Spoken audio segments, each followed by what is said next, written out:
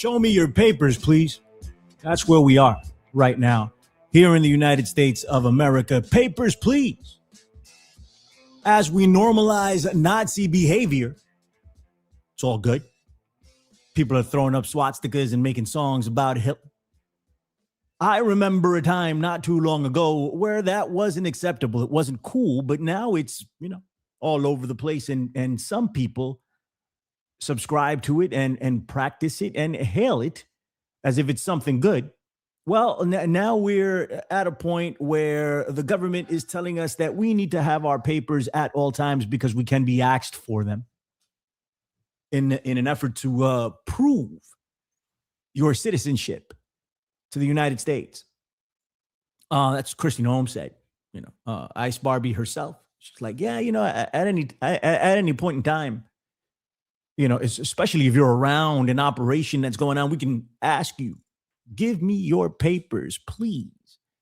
I thought American citizens weren't supposed to be affected by any of this, right? Not that it matters, right? It's all of us, the way this is being handled, the way these things are being carried out. And thankfully, there are plenty of Americans out there that are not happy with any of it, right? They're not happy with the way it's being rolled out. They're not happy with the way immigrants and citizens are being treated alike. And that's beautiful. That's good to see, right? We can talk about immigration policy and what should happen in the United States. But what's going on now is completely out of control and immoral and not human, I would say. Well, it's extended itself now. And if, you don't have your papers, odds are anything can happen to you. You can be arrested, according to Christine Holmes. You can be taken into custody. They will figure it out later. You are guilty until proven innocent now while walking the streets of the United States of America. This is the guerrilla underground. What is going on? Hope everybody is doing well. This is our current state of affairs. We have Christine Holmes being asked that question and really not answering directly, but, saying, hey, we can do whatever we want, in essence. We have Alex Jones defending the Insurrection Act, which is coming, apparently. He keeps threatening it, meaning the big orange buffoon, the child in chief, the orange swamp dweller, Mr. Donald J. Trump. He keeps threatening the Insurrection Act. He keeps threatening it. Eventually, they're going to pull the trigger on this thing. And apparently there's a battalion from Alaska of paratroopers are ready to be deployed to Minneapolis right now. It's the military on the streets to deal with what exactly? What's going on? That's not to say that things are 100% peaceful, but we've gone through things before where we don't need to deploy the military. They're itching for an excuse. They're looking for a rationale to be able to unleash the military on the people. Remember, Donald Trump said many times, the enemy from within. The enemy from within is what we need to look out for. And those of us with eyes to see and ears to hear at the time would yell at the top of our lungs, that's you. He's talking about you. You are the enemy from within. Well, no, he's talking about the crazy leftist. That's what he's talking about. Well, now we know he's not. He's talking about anybody that goes against him in any sort of way. And the more time goes on, we see the delusion. We see the lies. We see the outright living in a different reality that Donald Trump has, this reality that Donald Trump has created for himself that he's been living in for quite some time. And now we're seeing more and more evidence of it, and people are coming out and saying, you know what, this isn't right. Something's up here. And I love that. I love that that's happening. We're going to talk about Joe Rogan later on. Sebs is going to join me in the second hour, Lord willing, to talk about Joe Rogan, the podcast bros, and Thomas Massey, people that have come out against Donald Trump. And while, they were instrumental, Joe Rogan in particular, in putting Trump into the White House, And you know, I have serious issues with that. I think their voice is valuable at this point. I received some pushback for that, for saying, you know, for saying that Thomas Massey was doing a good thing. Sebs had opinions on it, so I asked her to come on and give her opinions so we can discuss that in the second hour. So we will be doing that. But I want to play you some clips. I want to play you Ice Barbie. And also, yeah, we're taking over Greenland. And we've been talking about this for quite some time. It was a joke, right? It was a joke. He doesn't really mean it. He doesn't really mean it. Well, he freaking means it. And I think he meant it for a long time now. But the timing of this is very interesting because of the Epstein files, because of his all-time drop in popularity. Not that he was ever really popular to begin with, you know, but all of this coming into play at this time, you know, shows that there's a possibility for distraction here. I think these agendas fit a lot of different parts, right? There's a lot of different parts to the agenda, and these are things they wanted to do, and they were going to do. But now with all the stuff that Epstein, you know, had all the Epstein revelations that have been going on, right? Trump is like, you know what? What are we gonna do? Let's Greenland. Let's take care of that. Well, Minnesota, let's unleash the wrath of the United States military on its own people. You know, so he meant to do this anyway. There's been an acceleration, of course. Plans are subject to change, given how much revelations on Epstein are coming out. And now we know that at bare minimum, this guy has been covering up for pedophiles. That's enough. That's enough. We don't need any more justification here, right? Not if you're a rational human, a moral human, an empathetic human. You don't need anything else. The guy was covering up for pedos. Now we got Nick Fuentes. Man, I didn't queue up this clip, but we got Nick Fuentes talking about that Jeffrey Epstein was not a pedophile. It's the new heat on the streets here amongst the deepest, darkest corners of the alternative right. Nick Fuentes is saying Jeffrey Epstein is not a pedophile, because if you have relations with a child from the age of 14 to 17, that's not considered pedophilia according to him. And he cites the Bible and a bunch of other nonsense to prove his point. And Nick Fuentes is an incredibly disgusting individual. He has serious, deep-seated issues. He's incredibly charismatic. And he gets on air and he's able to bring people in. He's able to dig at people's hidden biases and hatred and bring them over and say, yeah, it's cool to do this stuff. It's cool to throw up a Heil Hitler, right? It's cool to say that Nazis are okay. You know, it's cool to say that, you know, you having relations with a 14-year-old is just fine. And so he literally said this. Okay, maybe we'll pull it up in the second hour when Sebs is here, and we'll talk about that too. But this is where we are now, where the mask has fallen off. The mask has completely fallen off for so many different people that there is no debating in whether or not they are good actors or not.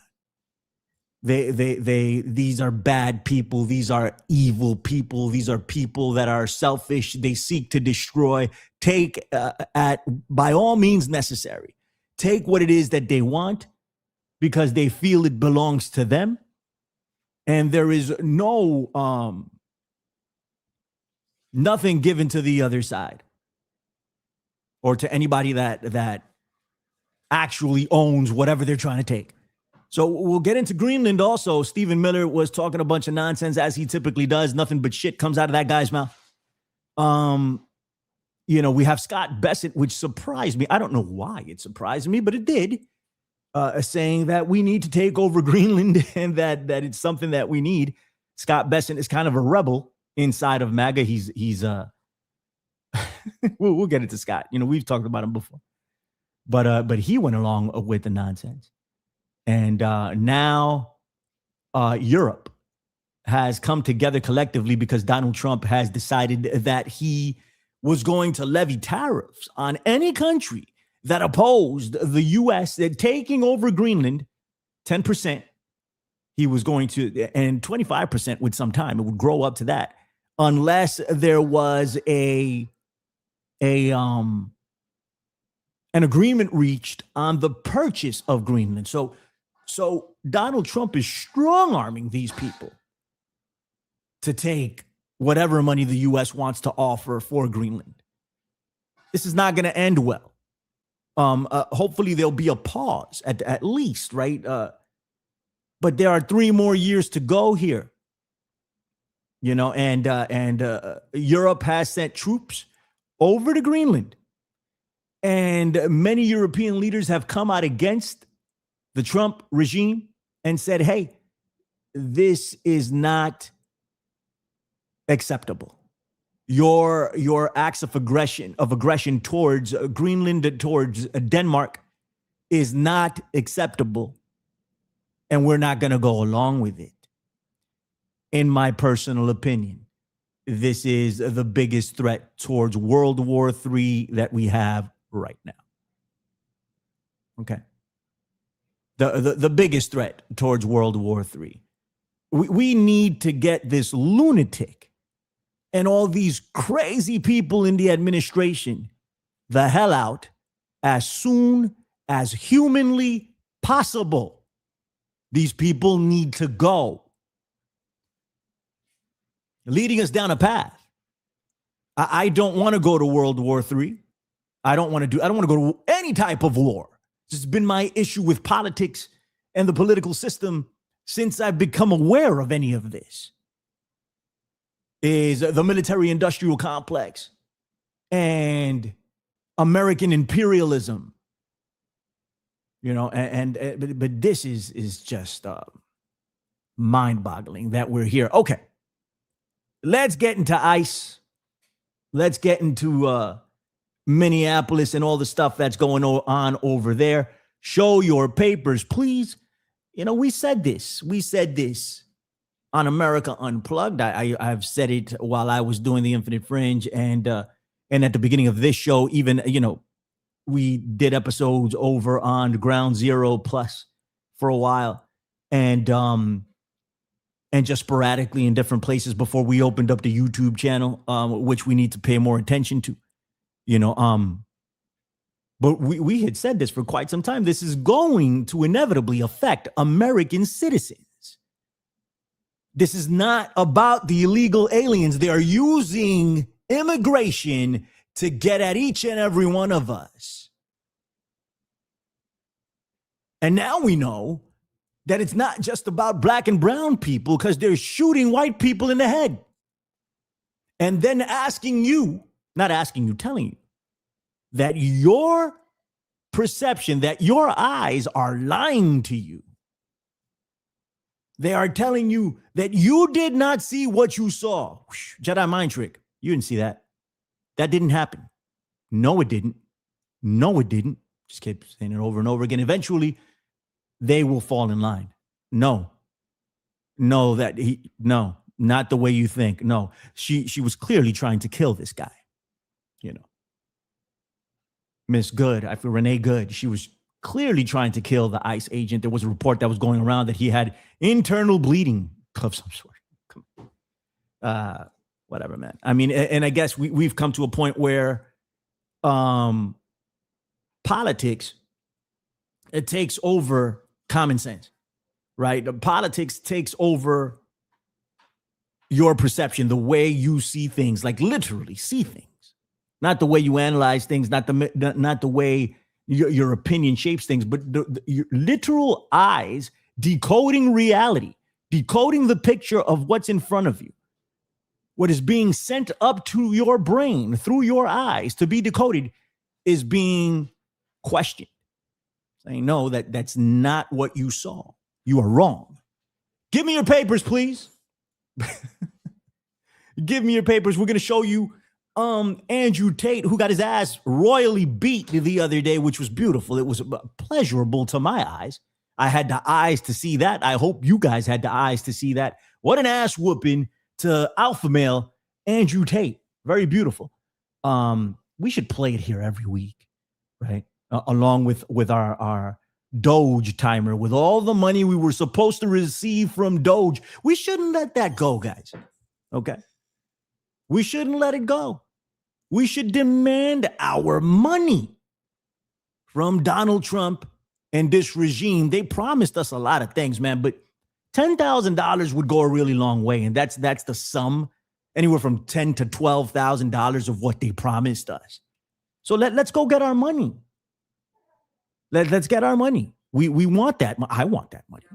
If you don't want that money, please give it to me. But we should at least say, hey, you said you were going to give us all this money. Can we have it, please? Thank you so much for giving me what's rightfully ours. Giving us what's rightfully ours. And of course, if you feel some type of way about socialism and don't want to receive the money, I will be happy to take it. All donations, send them to BRV.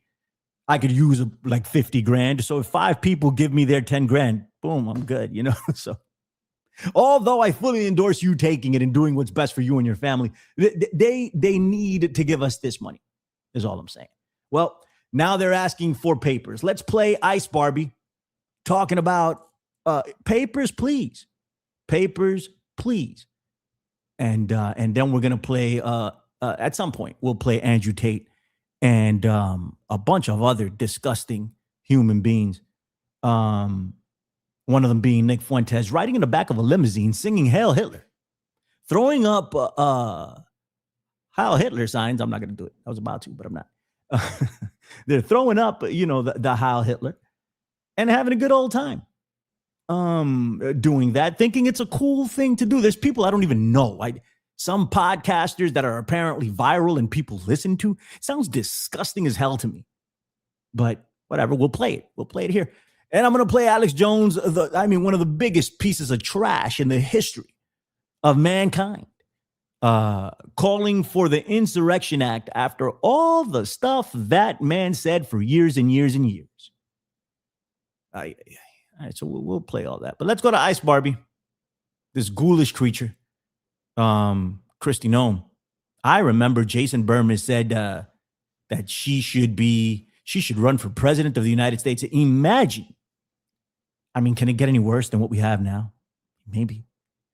But it would at least be on par if Kristi Noem was the president of the United States. What a disgusting human being.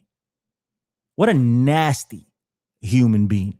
She does not have a backbone. She should be studied by science to see how she's able to walk around and how signals run, are communicated to her, to the rest of her body, because she does not have a spine. She's spineless. It's incredible. Well, here she is talking about your papers, please. We're in Nazi Germany right now in the United States. Here's the headline. What's this? Is it the Daily Beast? I think it's the Daily Beast. I'm not sure. Hold on. Let's see. I don't know. Give me a sec. I have to blow this up because my eyes are so bad.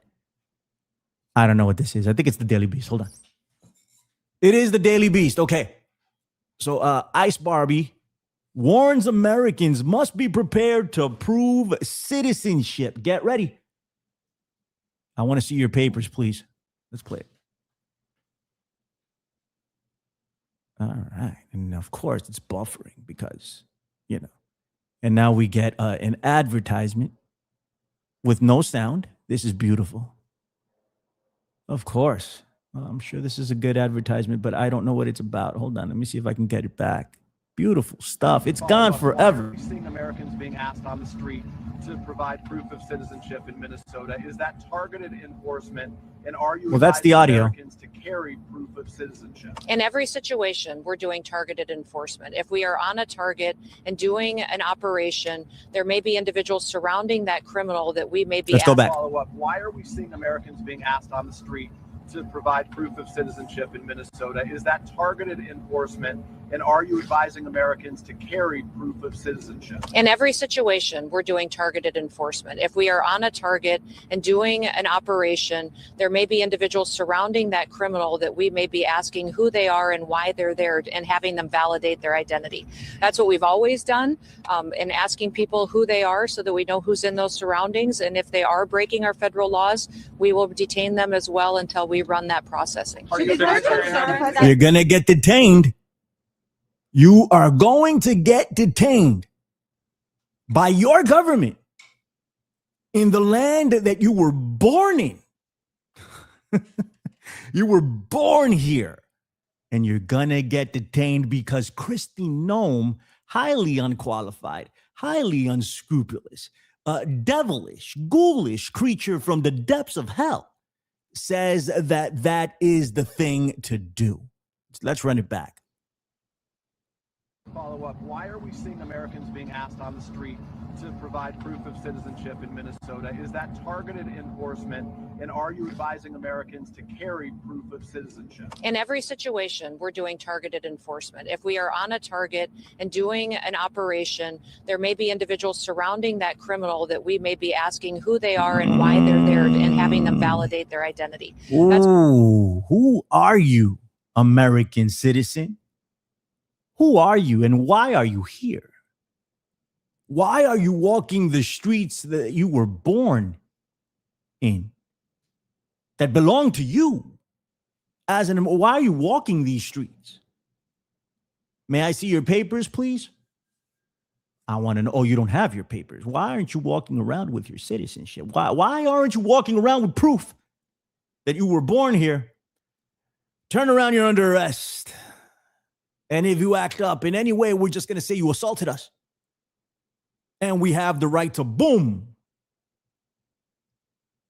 as we've seen them do. And then J.D. Vance says, hey, these people are protected by law. They have nothing but immunity, all types of immunity. And, your death as a result of walking the streets that belong to you as a citizen of this great country is going to be chopped up as, police doing their work, and you are a bystander of that, and that is the end of it. This is where we are. Whether you think Renee Good was trying to kill this ICE agent that shot her in the head or not, first off, if you think she was trying to kill him, you are so wrong. But let's put that to the side for now. Let's look at the consequences that have come out of this. They have granted immunity for these ICE agents. When they kill you, they're good. They're giving them a passport to kill, a license to kill. That's what J.D. Vance has effectively done by using those words as recklessly as he has. Well, he freaking meant it. That disgusting piece of filth. The most disgusting. And that's the one thing that we can take from this, that everything that's gone down on the rapid, accelerated decline of the United States of America since 2016. The one thing that we can take from this is that we know what people are now. We can see people for who they truly are, what their morals are, what their beliefs are, and what they think of you.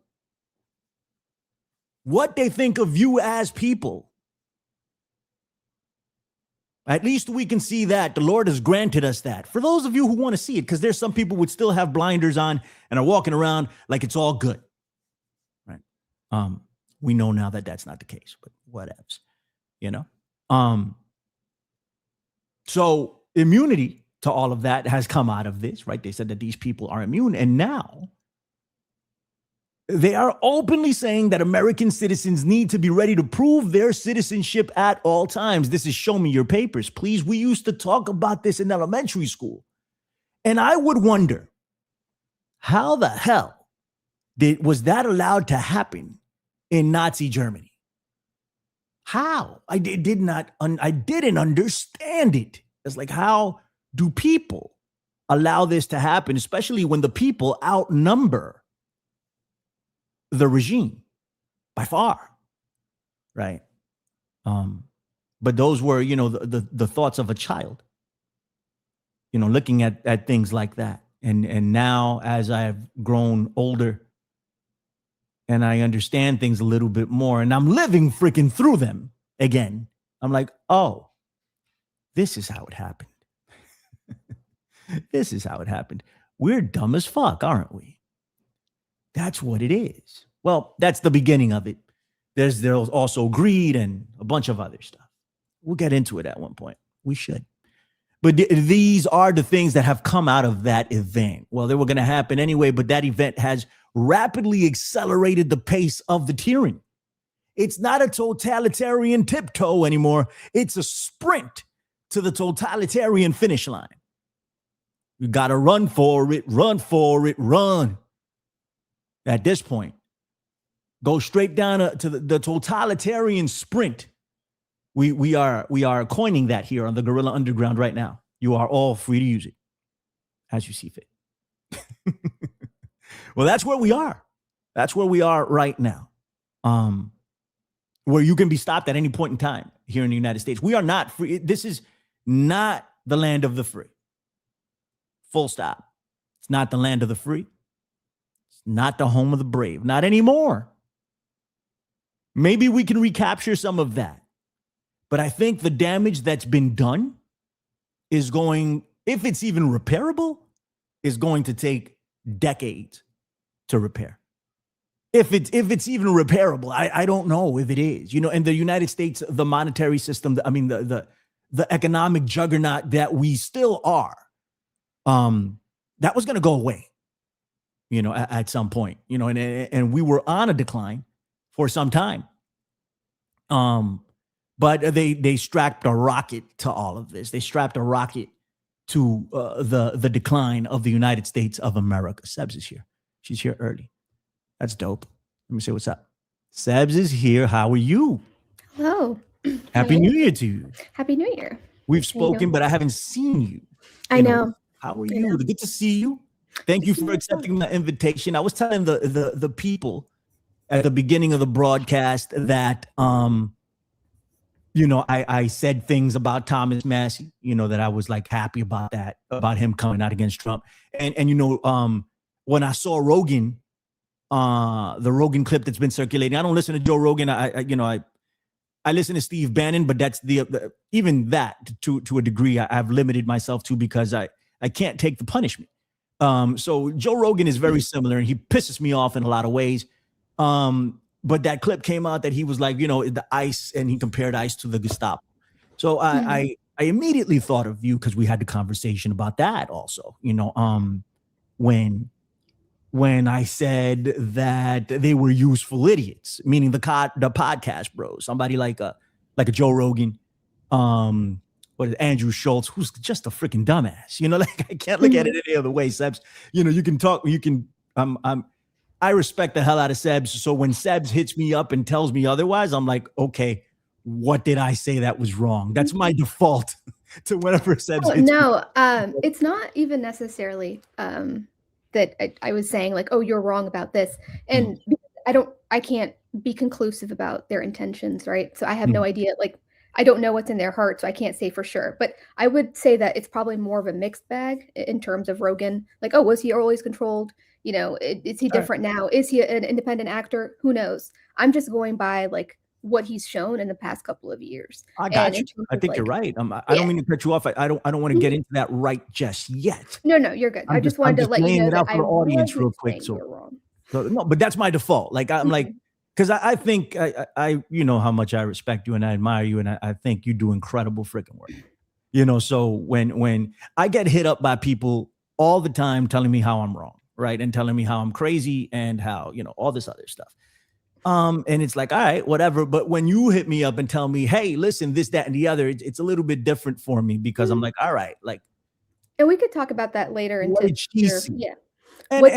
And I want to know, and I may still disagree with you. I don't know, probably, but I still want to know where you're coming from. And I think after we flesh out some of this stuff, we've fleshed out some of the stuff, throughout our conversations, we come to a middle ground where you're like, oh, I understand what you were saying. And I'm like, oh, I understand what you were saying. And that's like, oh, okay, good. Sometimes you have to clarify stuff. Me, meaning I have to clarify. Oh, absolutely. I mean, I argue with people that I'm closest to all the time. Well, I love it. I invite it. So I don't know. Like, to me, it's no different. I don't treat anybody any different, whether you're my mom or like, you're my partner or whoever. Right. No, I love it, man. I love it. That's what we're here for. What are you getting into right now? Oh, well, I was talking about Ice Barbie and show your papers, please, because it's like, that's where we are here in the United States, and the normalization of Nazi behavior. And I have a clip, and I was going to wait for you to come on, so I guess I could show that now of Andrew Schultz, not Andrew Schultz, sorry, of Andrew Tate and Nick Fuentes in the back of a limousine singing Hail Hitler and throwing up Hitler freaking. There was another podcaster, I forget his freaking name, some dude. Sneeko? Myron Gaines? Myron Gaines. I mean, news to me. He's from the Fresh and Fit. Or Fresh and Fed. He used to be a federal agent. He's literally an ex-Fed, but he's from just kind of like the manosphere. All of that, and how they tried to normalize Nazi behavior now. And this is like where we are now, literally, that it's almost priming for an acceptance from the people to buy into this shit. I don't know. But it's happening. One more thing about those guys, just to put everything into context. They're all like the Myron Gaines, the Fresh and Fit guy you were talking about, the Fuentes, Sneeko, even Andrew Tate. They're all very like pro-Palestine, supposedly. So they kind of put that stigma on the Palestinian people who might actually be advocating for Palestinian people from a good place and in good faith. They kind of attach themselves to that cause. Right. No, absolutely. They kind of what is it called? They put the turd in the punch bowl sort of thing. So they can they give Mark Levin the excuse to say like the Islamo-Marxist Nazis. Disgusting. Blah, blah, blah. So all of these people are very disgusting. So I wanted to play that. And I do want to get into a little bit of Greenland before we get into all of that stuff. Because I got some stuff here I want to play. Jason Barker is in the chat. How are you? Says Billy doesn't want to have to show his papers on demand. So clearly I have TDS. Absolutely. I have Trump derangement syndrome because I don't want to do that. There's something seriously wrong with me because I think there's something wrong with all that. S90 is in the chat. I invite you to come on. I'm going to drop a link in the chat for you. If you want to come on, that'd be dope. I'd love for you to meet Sebs. And if you don't want to come on, that's fine. But I'll drop a link in the chat for you, buddy. Karen Carpenter is here. How are you, Karen? Good to see you. Dustin Helm, my guy, is here. How are you? Kenny Powers, how are you? What's going on, buddy? Hope everything is well with you. I'll go through the chat a little bit before, throughout the course of the show, man. I'll hit up the chat. What's up, Chris Matthews? How are you? Good to see you. Anyway, so I do want to play deranged, lunatic, shape-shifting reptilian, Stephen Miller and some of the nonsense he had to say about Greenland. These people have I don't want to say have lost their minds because that would say that they once had a mind to lose. They are just completely showing their colors without any inhibitions. They're just like, hey, here's who we are, and you're going to love it. So I just played Ice Barbie talking about that. But let me play one of your favorites right now. Let me play Alex Jones, whom we both love and revere. I don't mean that, by the way. Did you see that he's like pimping out his daughter? Yes, on Twitter. Okay, yeah. I saw that. And he put a picture of her on there in her bikini. He is a disgusting individual. That's weird. He is disgusting. And I saw the clip, right? And I was like, he's clearly trying to be funny, but he's not.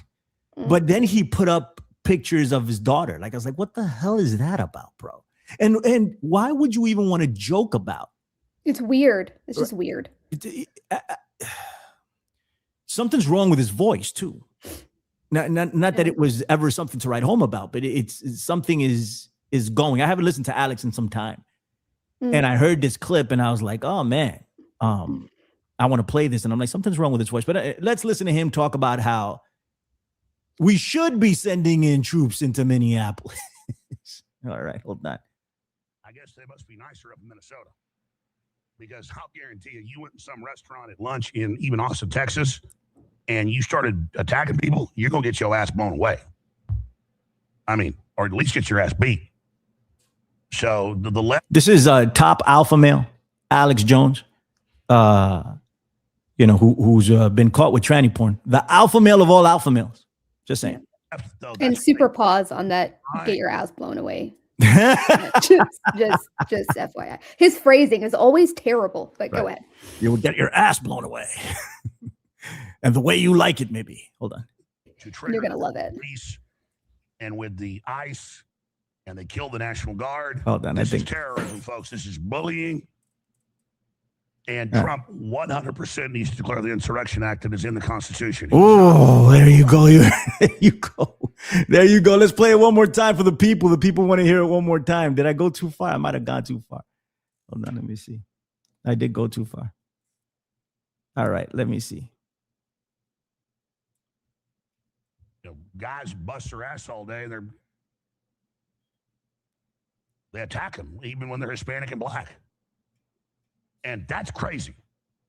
And it's only a matter of time.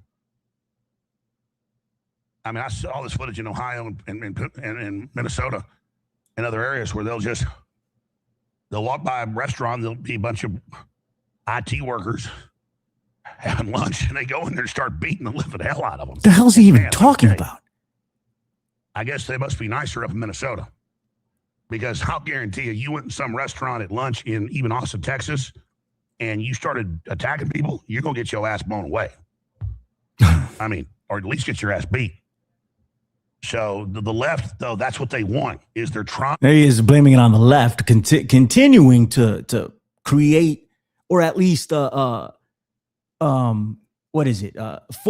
the divide at this point. Between the left and right, just completely blaming it on the other side. It's just what these people do. To trigger this with the police and with the ICE, and they kill the National Guard. This is terrorism, folks. This is bullying. Endorsing domestic terrorism. He's saying that you are terrorist. This is terrorism, domestic terrorism, like Stephen Miller. And Trump 100% needs to declare the Insurrection Act that is in the Constitution. He's not. Trump 100% needs to declare the Insurrection Act. This is coming from Alex Jones, who made a career out of talking about how the troops shouldn't be on the streets and how they're going to turn the military against you. He did this for years. For the better part of a decade that I'd listened to him, he said that. And now he's openly pushing for troops on the streets. What's up, Sebs? No, exactly. Like, that's just the antithesis of his entire brand.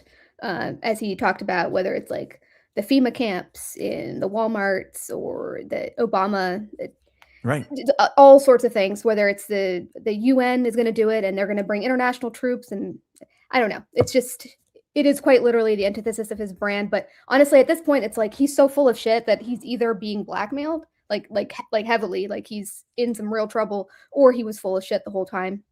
Yeah. I don't know.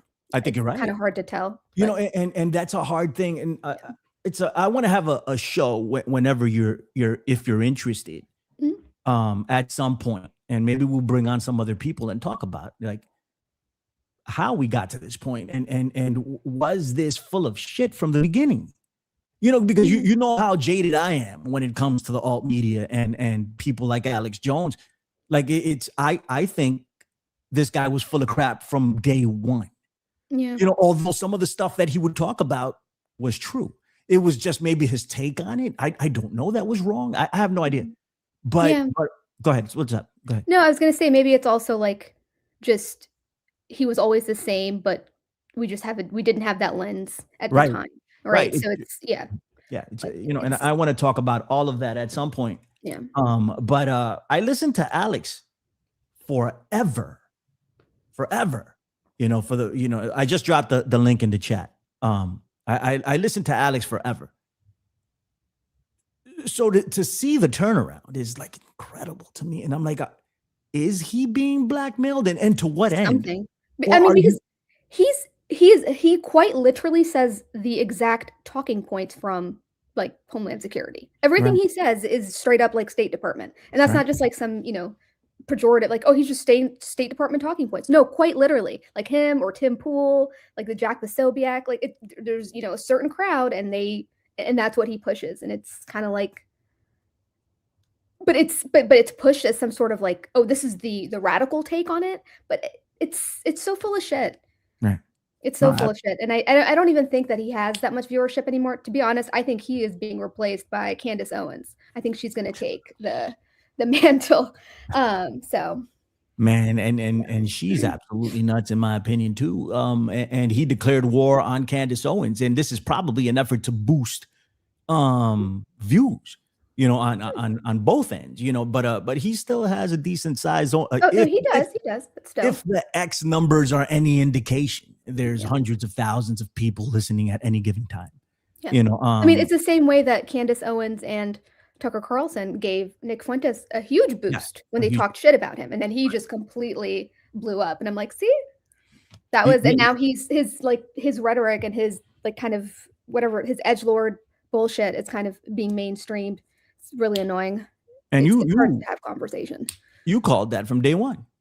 That's what it looked like. It was just, what was it that the rappers that did that for each other? I forgot who it was. Maybe it was like I forget. I think I sent you a video, but it's like in rap industry where you click on somebody and then they start joning on you and then you go back and forth. But like that's a boost, right? Yeah. I forget the name of the rapper. It was the Canadian guy from Canada, or the white guy from Canada. I forget his name. I forget his name too. I can't understand why somebody from Canada is that invested in American politics. So there's a lot of them. A lot of them, I know. Mm-hmm. But when I see MAGA rappers that wouldn't have been successful otherwise, I'm like, you're just jumping in because that's what's giving you notoriety. That's the way I take it. But who knows? So there goes Alex Jones talking about it. And there's a bunch of people that follow Alex Jones that are now subscribing to the military being on the streets. There's a lot of MAGA supporters that are now subscribing to the military being on the streets.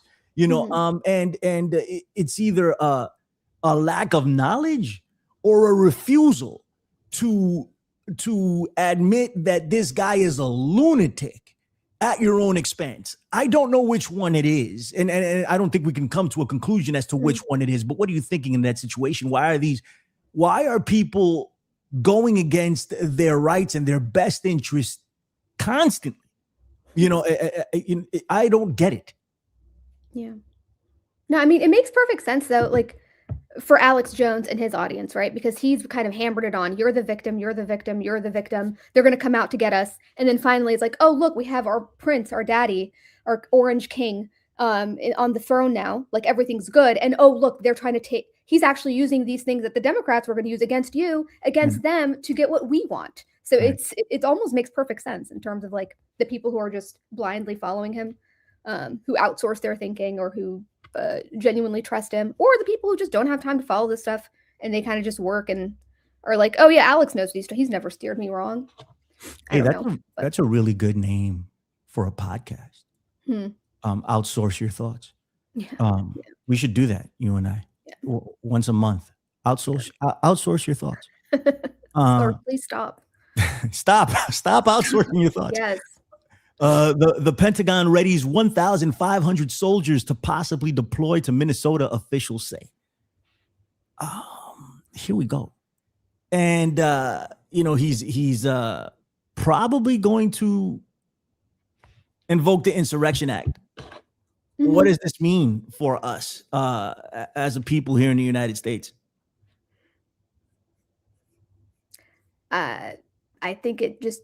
Well, okay, so he's saying that the Insurrection Act has already been used by other presidents like 30 times in the last 30 years or something. They keep referring to this number, and so they keep trying to act like it's normal. Like, oh, all the presidents have done this. Right. It's not, this isn't a big deal. So it's just, I don't know. I mean, I think Lincoln was like the last one to really kind of expand the executive branch. I think a lot of people either forget that or don't really talk about it as much in terms of like, yeah, okay, he was trying to unify the North and South, or at least that's the story he told. But he literally went against the courts, Right. the Supreme Courts, and all that, and like kind of expanded the amount of power that branch of government has. So, I don't, like, who's to say like Trump can do the same thing? Right. Right. And that's what they do. They twist reality. They bend reality. They twist laws. They invent new ones. They just come up with whatever they need to do and present it. It's psychological warfare. Yeah, and even, so like even at the time when Lincoln was doing that, and there were a lot of people who were, formerly enslaved or abolitionists who were okay with Lincoln doing that at the time, like, disobeying the law, the Supreme Court saying like, oh no, slavery can, stay or exist, is legal in certain states. The people who advocated for that in the beginning, like, for example, Frances Harper, who I've read about, she said toward the end of her life, like, oh my God, we've kind of created a monster. Like this can be, this could totally be used against. And then she was writing this in like 1890s, saying like, I agreed with this in 1865 and 1866, like during Reconstruction. But then now I'm like, what have we done? Right. That was one of the last things she wrote. So it's just interesting. It's like the same problems over and over again. No, you're absolutely right. And that's what's given me a little bit of hope, Sebs. So I hope you and everybody else out there that I hope you understand my position. I think that we're in deep shit. So whenever I see something come up and say, hey, somebody come up and say, we've created a monster, we need to dial it back, I endorse those voices. I'm like, yes, we have. Although I don't know what your ultimate goal is, I'm like, we need that voice. Let me save that though. Let's get into Greenland real quick before we move on. A lot of similarities in Minnesota and Greenland.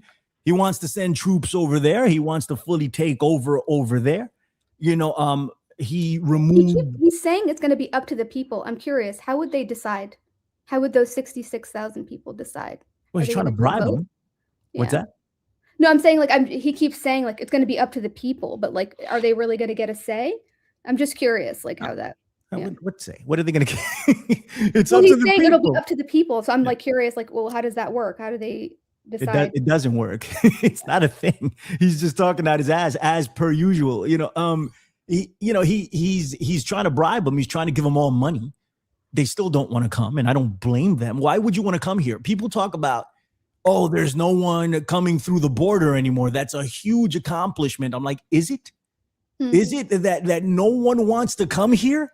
No one wants to come here anymore for a variety of reasons. The illegal immigrants don't want to come here because they're afraid as hell, right? Mm-hmm. And tourism is down. No one wants to come here because they're afraid as hell. Like that's the thing. We can talk about immigration policy all day long and how it should be carried out.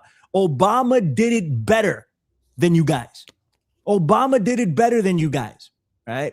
That's all I'm saying. Not that I agree with the Obama policy. No, but isn't that interesting though? So I heard Nick talking about this the other day, saying like, oh, Trump just needs to be more stealth about the way that he's going about this, the deportations. Like, he needs to be quieter. It needs to be done, in darkness, kind of thing. And I'm like, so you want the Obama policy? Because that was literally that's why it was so effective, was because it was so quiet. Exactly. And then unless you worked in like the restaurant industry or something, you had no idea. Right. So and I worked in the restaurant industry for a long time, like especially at that time, and I remember these raids. And this is like in liberal Maryland. Right. So. Right. And that's that was Nick, all Obama. Right. Nick is absolutely right too. Mm-hmm. If they would have taken a different approach at this, most people wouldn't have even known. So then that makes you ask the question, so what's the point of all this? Why make such a big spectacle about it? Like, what would be, and hi S90, just to finish the thought, but like, so what would be the point if it's not to, like, you're not being effective. You're not even doing it as well as Obama in terms of like the numbers. You're just kind of scaring people. What's the point? Is it just the psychological terror? I don't know. I think that's a part of it, but I also think we need to take a deep dive into Stephen Miller to realize what the hell is going on here. I place this on him, the cruelty and the outright harshness of all of this, and the hatred, the all out hatred, and the white nationalism that comes out of this. I place it on Stephen Miller. He is a very hateful individual. Like, I'm not a fan of Donald Trump, but I don't even think Donald Trump is this hateful. He's just easily manipulated, in my opinion. And I think Stephen Miller is doing that manipulation. You can get Donald Trump to go with any opinion if you present it to him in the right way, because he's just a buffoon, in my opinion. Everybody has a different one. But I think this is Stephen Miller. After looking at this, has his fingerprints all over it. He's a very hateful individual. S90 is here. How are you, good sir? Happy New Year. I haven't spoken to you in quite some time, and so I'm very happy to see you. Let me introduce you to Sebs. Sebs is my girl. You know this. You've seen her before. Sebs, S90. S90 is my guy. Say what's up. Hi, Sebs. Hi, Billy. Can you guys hear me? Yeah, man. Yeah, man. Okay, good. Sorry, I had some technical issues. That's why I didn't join for a minute there. No, you're fine, brother. Thank you for joining. And even if you didn't want to, it's fine. I just wanted to toss that out there, toss the invitation over to you. No, it's perfect. Thanks for letting me in. I had a couple of things to say. I was just saying them in chat. I don't really have a lot to add. Sebs has got everything handled, it seems, so that's all right. But I did want to say something about Alex Jones. I was just looking for the clip. You can only find the video right now on Rumble. It's his 2007 Endgame 1.5 documentary. Kind of the just before the. Do you have it? Do you have it? I'm getting it now. I'm just scrolling through it as we talk. And I'm looking for it. In it, he has footage from inside the Council for National Policy meetings of Phyllis. I think it's Phyllis Schlafly. Right. And she's given a speech, and the Council for National Policy is right there on the lectern.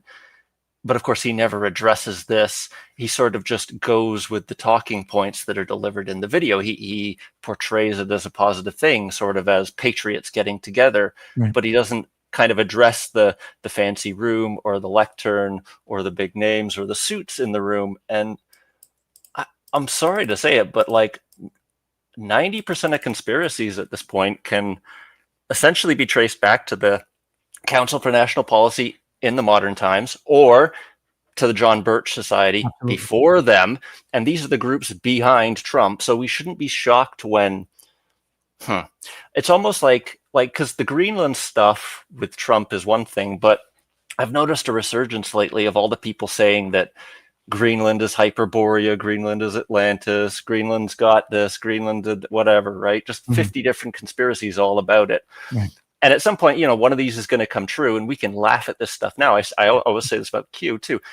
We can laugh at it now until they make some of it come true, and then all of a sudden people really do believe, right? And so we have to be careful how much mockery, I guess, we ascribe to all this. It is a serious thing. I'm still looking for the clip here. If I'll let you sort of talk for a second here while I just scroll this video. No, I think you're absolutely right. These are things we mock until it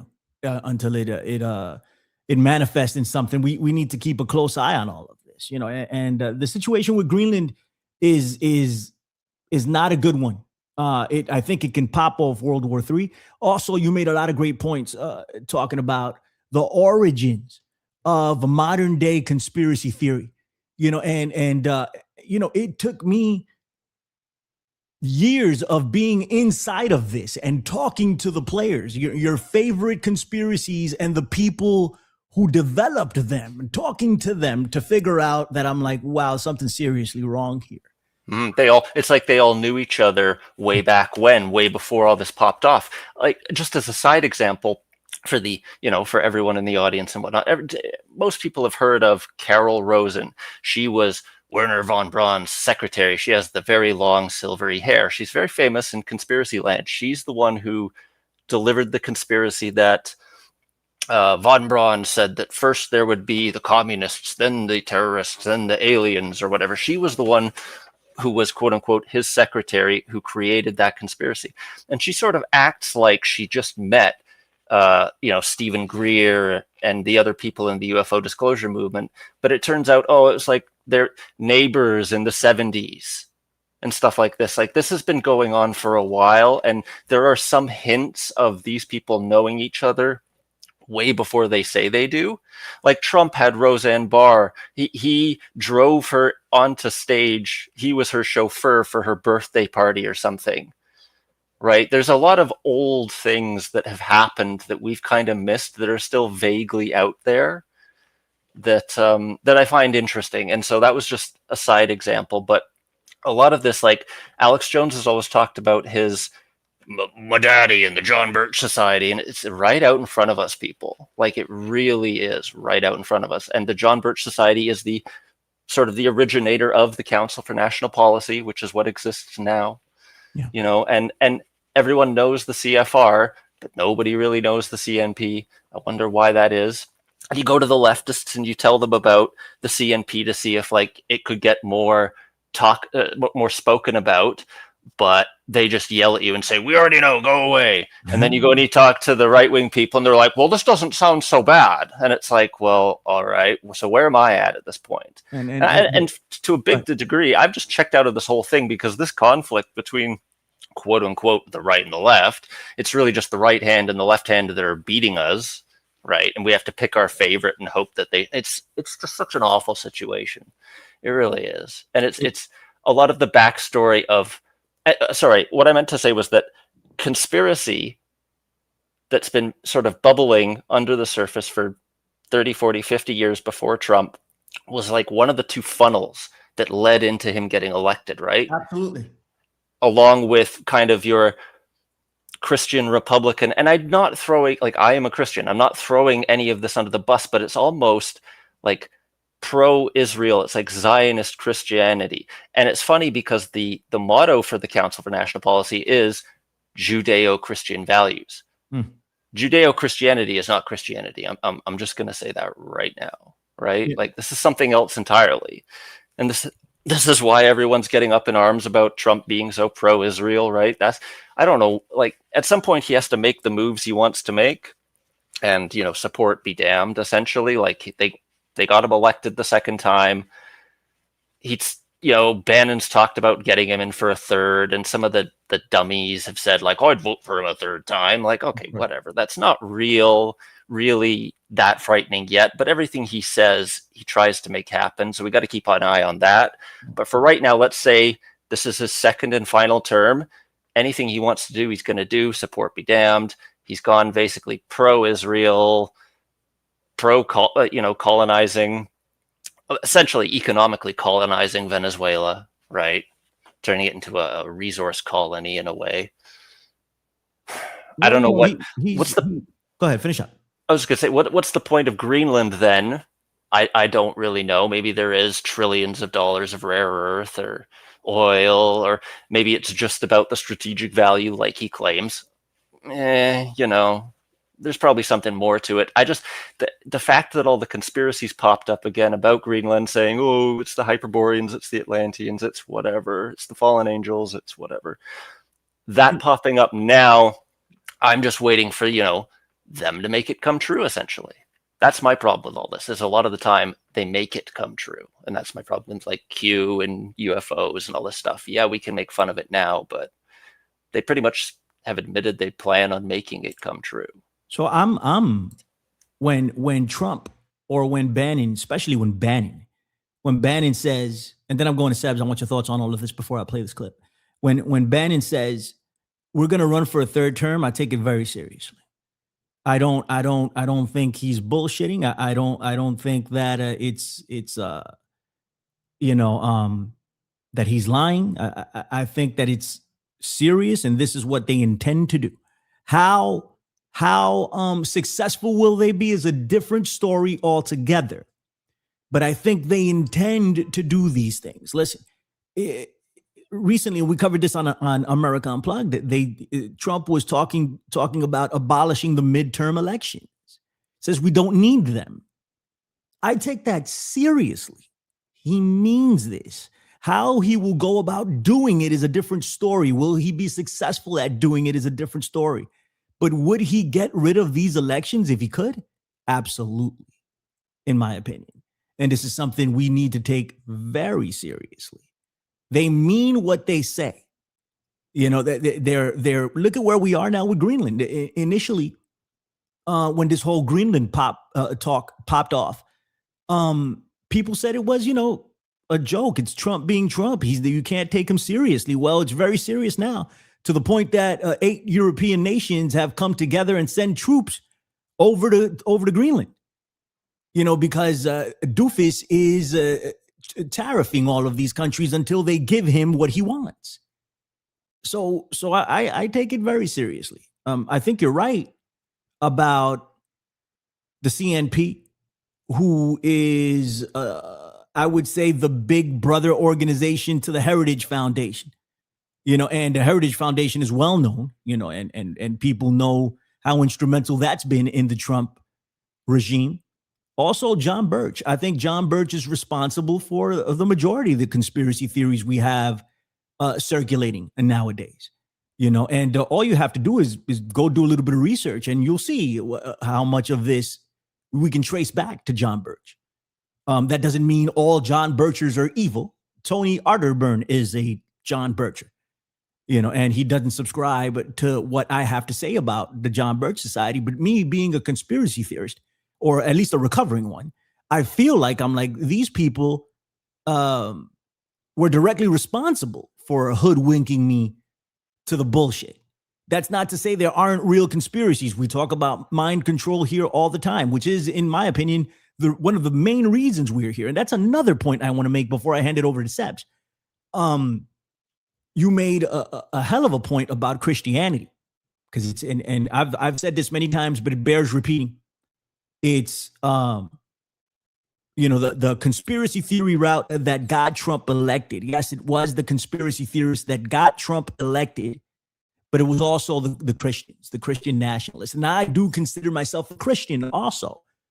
But that doesn't absolve me from, or that doesn't, that's not going to stop me from criticizing and seeing when I see something wrong. And the Christian nationalism is clearly responsible for the blind support that we get from a Donald Trump, because what their explanation is, Donald Trump is Paul, right? And he's not perfect, but he's chosen by God to be the vessel to show all of us, what God can do through an imperfect soul. That is their rationale for a lot of this. So it's the Christian nationalist. It was the conspiracy theorist. And we were all targeted via Cambridge Analytica.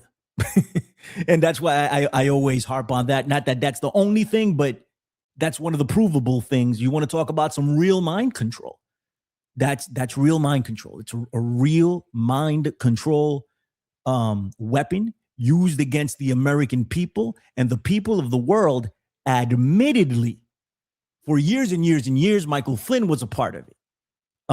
So that's why I concentrate so heavily on it. Sebs, your thoughts on all of this?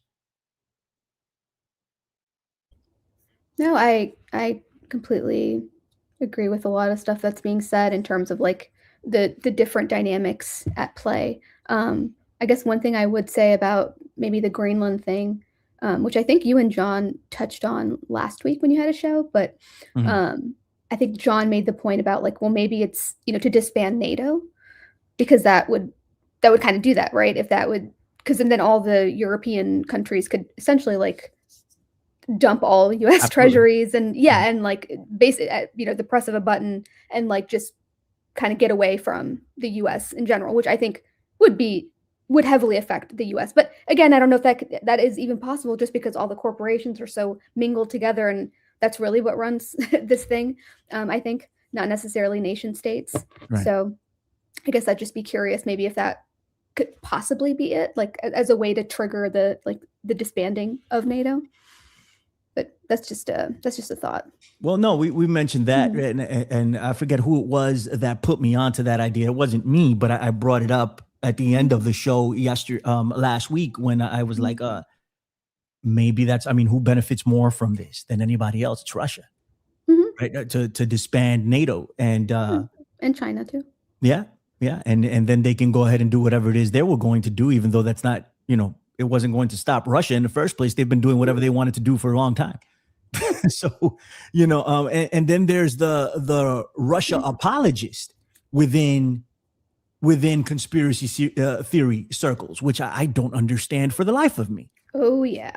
Yeah, and I don't get it. I don't get it. They're like, well, that's it's a majority white country. It's a majority Christian country. Right. It's white man come home, what have you. It's like it's almost a fetish. They've like fetishized like Russia, not even as just like a country with individuals, right, who might have different opinions and competing views, and not like some sort of monolith. Like, but they've like almost fetishized it as this like kind of haven of Christianity and like anti-woke.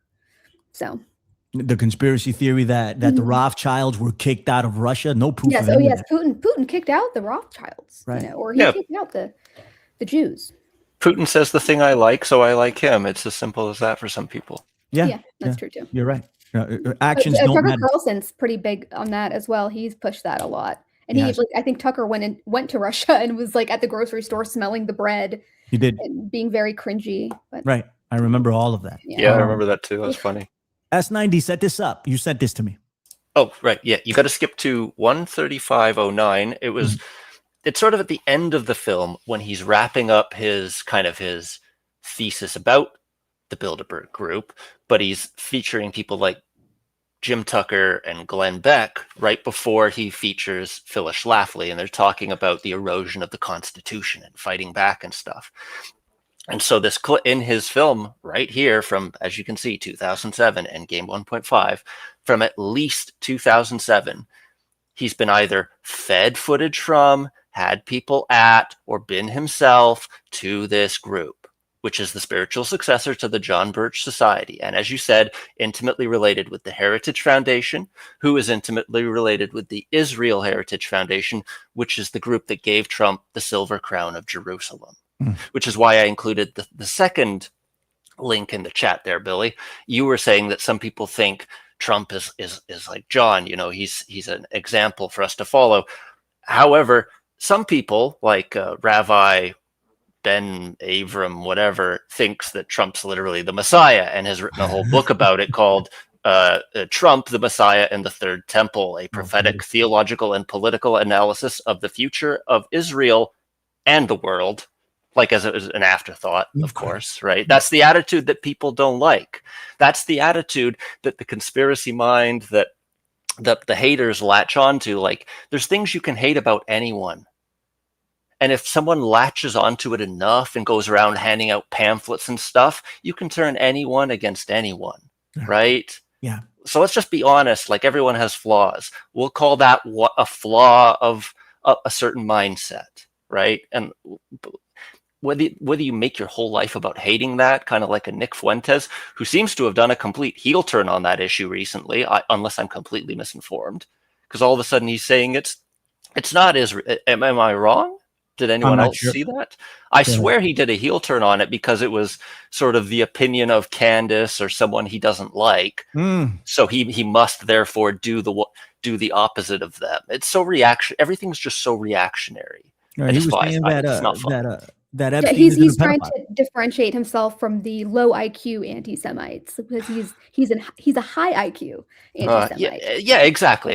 It's just so reactionary and pathetic, and it's so schoolyard in its mentality, right? People are, as a whole, society is in a real state of arrested development. I think from maybe the mid 40s, maybe the 50s and below, anyone that age has at least been affected by all this negatively, let's say. And we're seeing it most pronounced in the most recent generations, your 16, 18-year-olds.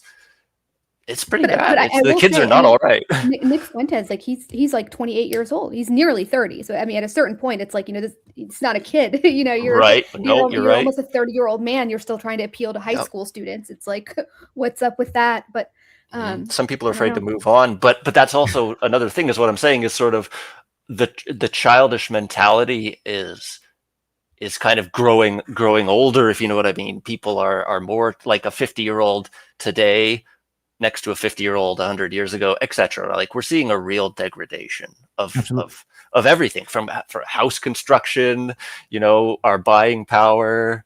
Yeah. It's pretty crazy, the degradation of everything, and it's getting to the point where I almost feel like conspiracy was created as the stick so that they could offer us the carrot. You turn the world to crap, excuse my language, you turn the world so awful that there's no choice but to have change. Well, does anyone have any ideas? Not really. A couple, a few ideas here and there, but you're going to have your golden boy hero who comes in to offer us a solution. Yeah, Mhm. And that's what I'm worried about. And it's almost like, and Trump does this too, but they've almost it's almost like it's cringe to be authentic. It's like cringe to say something real, where it's like I'm going to say this thing, but am I saying it ironically? I don't know. Yeah. So you never know. Meta irony. Like what is like. 100%. When are you being real? I know it sounds silly. I was insulted in an internet comment section recently about something completely unrelated to conspiracies at all. And I just had to reply to this person, and all I could say was, because they just said the opposite. They just said, "Oh, this is the least schizo post on here," and it's just like, you should try that out when you start third grade tomorrow. Opposite day goes over real well. Like it feels like that. It feels like third grade again. Everything is opposite day. Everyone's such a cringe bully. It's just so awful. Like we're seeing such a degradation. It's going so fast.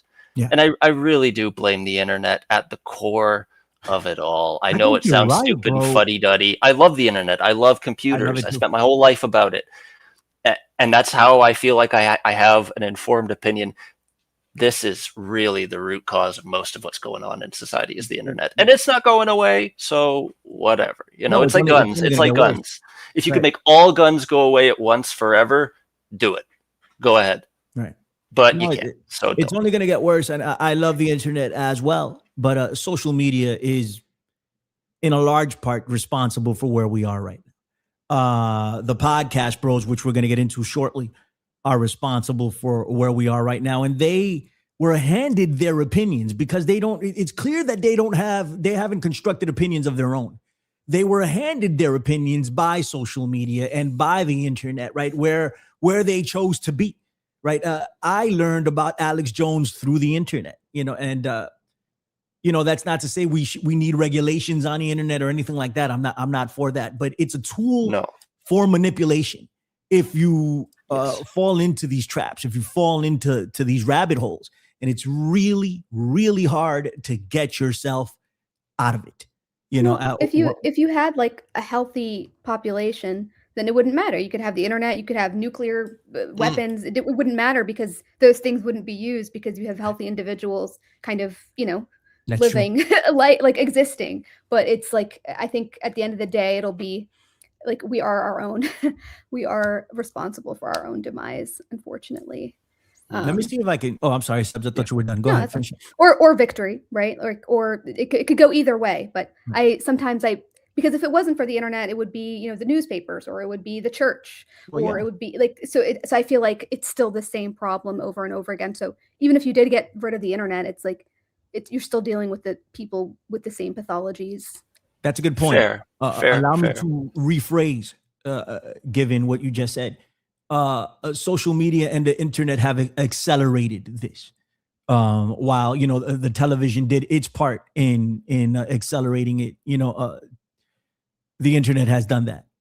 So that's why I think we are where we are. Let me play this clip.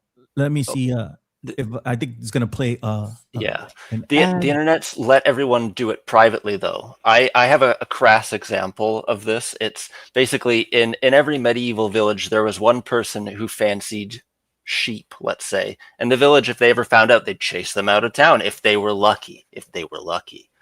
Now there's a Discord group for that, and everyone's allowed in, right? And it's so, but it's still semi-private, right? So it's allowed these groups to congeal together, and that allows for the idea, the thought to creep in that, hey, there's like 800 people who like this too. Maybe it is kind of normal. maybe we should have be more public about it. Like maybe it should be in a movie.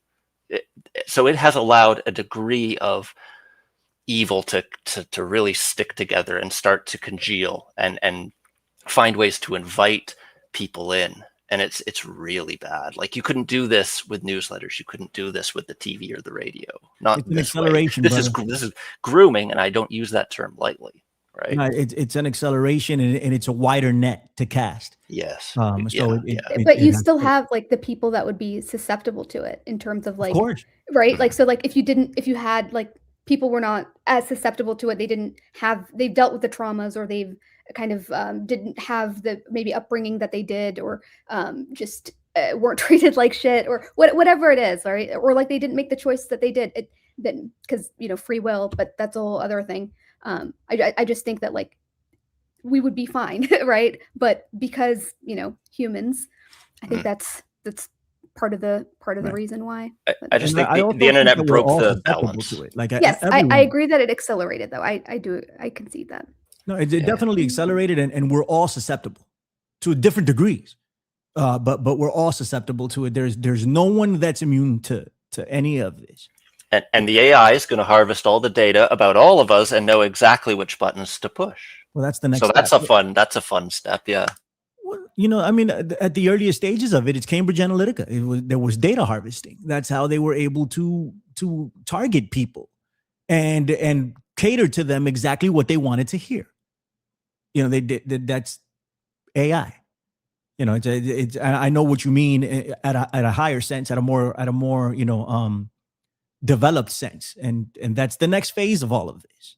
When people are already being told to deny reality, the reality of their eyes, but now we're going to be presented a whole different set of reality that's created somewhere, and that's just something we're going to have to deal with, and I don't know how. And it could be created from a place of positivity, wanting to help people, or it could be created from a negative place, wanting to hurt people. You don't even know its origin, motivation. So this was an Endgame, Alex Jones's film in 2007. He put this out for free. I went to see a screening of Endgame here in New York in 2007, I want to say. I think it was in 2000. Whenever Endgame came out, it might have been 2006. It's either 2006 and 2007. I went to Webster Hall as a part of 9/11 Truth and We Are Change. And he gave a talk, Alex Jones, and we saw clips of Endgame, or maybe you saw the whole thing. I don't remember. But he was there, and I was like, oh my God, that's Alex Jones, And I remember I talked to him for a bit. We went to dinner. Not that I sat at his table, but we were there all together. It was a whole thing, Were you shaking in your diamond gusset jeans? My diamond gussets. When you're on the road, I forgot the rest of the clip. When you're on the road, there's nothing worse than being on the road. Something like that. I remember that clip. I was there with Luke Radowski I worked closely with Luke, whom I never really liked, and he never really liked me. So, I mean, look at him now. Jesus Christ. He is a cautionary tale. Let me tell you something. Every day is just a Tim Pool thumbnail or an Alex Jones thumbnail. It drives me insane. And he just uses AI now. It just blatantly uses AI. A lot of people do. Cliff High was using it. There were a couple other examples, but yeah, they've all been taken in by it. He's come along. I find it extremely hypocritical when he talks crap about Epstein, but yet you're hanging out at Mar-a-Lago, you piece of filth. Hanging out at Mar-a-Lago with all of these people, and then he talks about Jeffrey Epstein. Get the hell out of here, bro. Anyway, all right. So let me play this clip. We're behind schedule. Fascinating conversation, though. Here we go. To resurrect the old law of the Sea Treaty and ask the Senate to ratify it. He's already written to Senator Biden and asked him to hurry up and pass it. Now, this is the same treaty that Ronald Reagan rejected 25 years ago. He was so angry about this attack on our sovereignty that he fired the State Department personnel who had negotiated the treaty. They love Reagan in this group. What's that, buddy? So they love Reagan in this group. He was the person who founded this. She's talking about George Bush. If you might have to go to like 1 second before, because she says George Bush, because that's who she's talking about. She's saying he's going to ratify the law of the sea treaty. And then finally she mentions Biden. I didn't actually catch that this time. I know, Senator. Again, 2007. Yeah, this is old news at the time. But yeah, sorry, just go back and finish it up.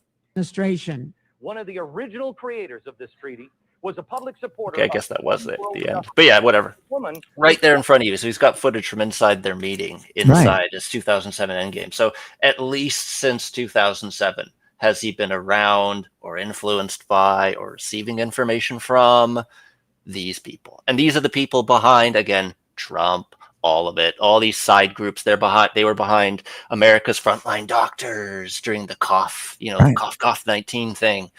They've been behind all of this every single time. I don't even bother. Well, I shouldn't say that, but I'm tired of checking, because every single time it always goes back to someone related to them. And you just type in Council for National Policy, this person's name, something will come up. And I'm tired of it. I really am. And neither side wants to have anything to do with it. So I guess enjoy your civil war. I don't know what to say. All right. We should all be very cautious in the alternative media game. If you subscribe, your favorite conspiracy theorist is probably wrong. Alex Jones was very wrong. David Icke is very wrong. Everybody, like, there seems to be a resurgence of Dave McGowan. Very wrong. All these people are very, very, very wrong. And that's me being... That's at best. Right. It could be malicious. Yeah, With exactly. Alex Jones, it's probably malicious. David Icke, I don't think it's malicious. I used to work for Iconic. I don't think it's malicious. I just think he's wrong.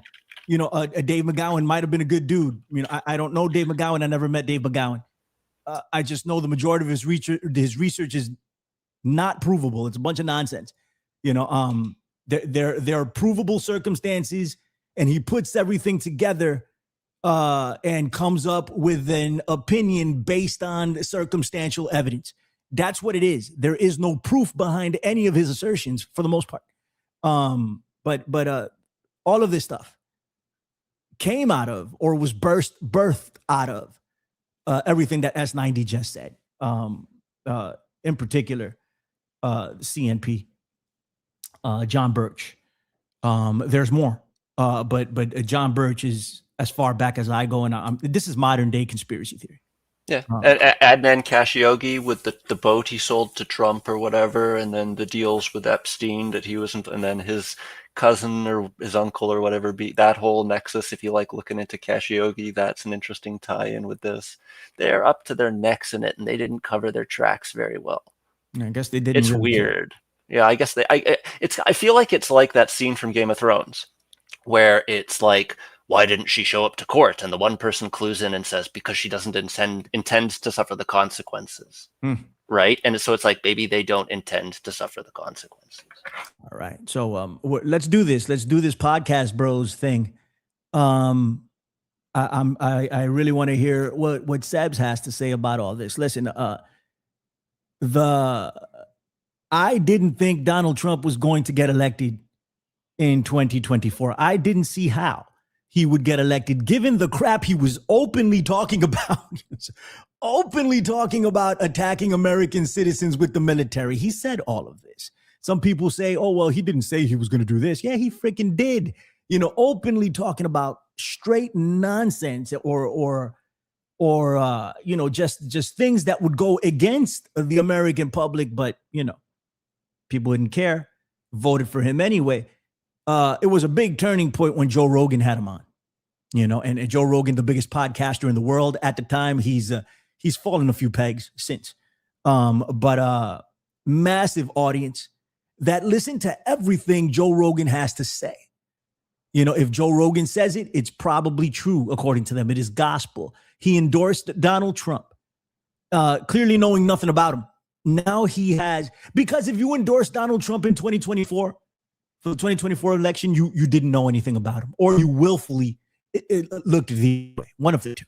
So we can decide which one Joe Rogan, which side he's on of all of this. But he's recently come out and he's been pushing back on some of the stuff that he doesn't like while I think Joe Rogan did us a lot of harm, and I won't listen to Joe Rogan. I don't want to talk to Joe Rogan. I don't want anything to do with Joe Rogan. I am happy that he's coming out and saying these things, right? Because that audience that he commands still listens to everything he says, and it'll help turn people against Donald Trump or in his brand of tyranny. Let's hear what he said here about ICE.